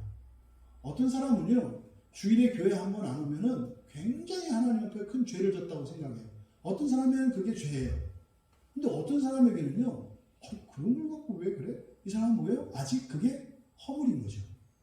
그래서 이 원죄와 허물의 문제를 성경을 읽으실 때 번역 문자 그대로만을 여러분들이 의지하지 마시고, 이게 완전히 번역되기 전까지는 문맥을 통해서 이게 원죄를 의미하는 건지 자범죄를 의미하는 건지 그것은 여러분들이 판단을 하시면서 생각을 하시면서 읽어라. 하지만 이 두 가지 구분은 여러분들이 알고 계시기를 바랍니다. 오늘 설교를 통해서 근데 지금 뭐 너무 많은 내용을 막 하려고 하다 보니까 간단 명료하게 하려고 했는데 어쩌면 이것 때문에 또 주소가 없어진 건 아닌지 여러분들이 제대로 전달이 됐는지 나중에 이제 나눔을 통해서 이제 한번 우리가 점검을 해보면 알겠습니다만 말씀드리고자 하는 핵심적인 내용은 그거예요. 그동안 우리가 예수님이 십자가에서 죽어주시고 우리를 위해 대속해 주신 그 사건의 그 가치와 의미라는 것이 개인적인 수준을 넘어서는 거다. 공동체적인 것이고 더 거슬러 올라가서 공동체라는 것이 현재 수평적으로 뿐만 아니라 수직적으로 나의 조상과 후손들에게까지 원죄까지 미치는 것이다. 이 얘기를 하는 건 뭡니까? 이거 알고 끝내라는 얘기가 아니에요. 여러분들의 신앙생활의 그 중요성이 여러분이 생각하는 것보다 어마어마할 정도로 중요하고 굉장한 영향을 미친다는 사실을 여러분들의 말씀드리고자 하는 거였어요. 부디 이 3일 동안의 이 사경회를 통해서 부족하나마 이 설교사를 통해서 하나님께서 정말 알려지지 않았고 이렇게 들려지지 않았던 그 십자가의 그 복음의 그 대속의 그 능력과 의미를 우리에게 가르쳐 주심으로써 여러분들이 예수를 믿고 살아가는 인생이 더욱 부유로워지고 행복해지고 능력 있고 힘 있게 되어지기를 바라는 겁니다. 그래서 그 유익을 누리면서 정말 이 세상에 교회가 뭔지 예수를 믿고 살아가는 인생이 무엇인지 그렇게 보여주며 세상을 구원하고 정말 여러분들 안에서 허락된 그 모든 구원의 유익을 누려가시는 우리 모두가 되시기를 주님의 이름으로 축원합니다. 우리 그동안 주셨던 하나님의 말씀의 은혜를 생각하면서 잠시 기도하는 시간을 갖습니다. 내가 그동안 구원에 대해서 가지고 있었던 나의 지식, 또 내가 생각했던 구원의 한계, 그것에 따라서 사실은 우리의 인생이 결정이 됩니다. 나는 이렇게만 하면 되겠구나 이렇게 되는 것이기 때문에 여러분의 인생이 정말 날로 날로 새로워지시고 더 잘 살아주시고 더 멋져지시고 더 영광스럽고 벅찬 인생을 살기를 원하십니까? 예수 그리스도의 그 구원의 의미가 무엇인지 바로 아셔야 합니다. 그러면 그 안에서 새로운 세계관을 가지게 되고 그러면 새로운 인생관을 가지게 되고 그러면 지금까지 한 번도 살아보지 못했던 삶을 살아보고 싶은 마음이 생기고 또 살아갈 수 있는 기회를 주시고 또 살아갈 수 있는 힘도 주시고 함께 하시는 주님을 경험하시게 되실 것입니다. 정말 예수 그리스도의 구원의 그 능력과 은혜가 그 가치와 의미가 온전히 더욱 드러나게 하옵소서. 그래서 나의 삶을 새롭게 하옵소서. 우리 같이 잠시 기도합니다.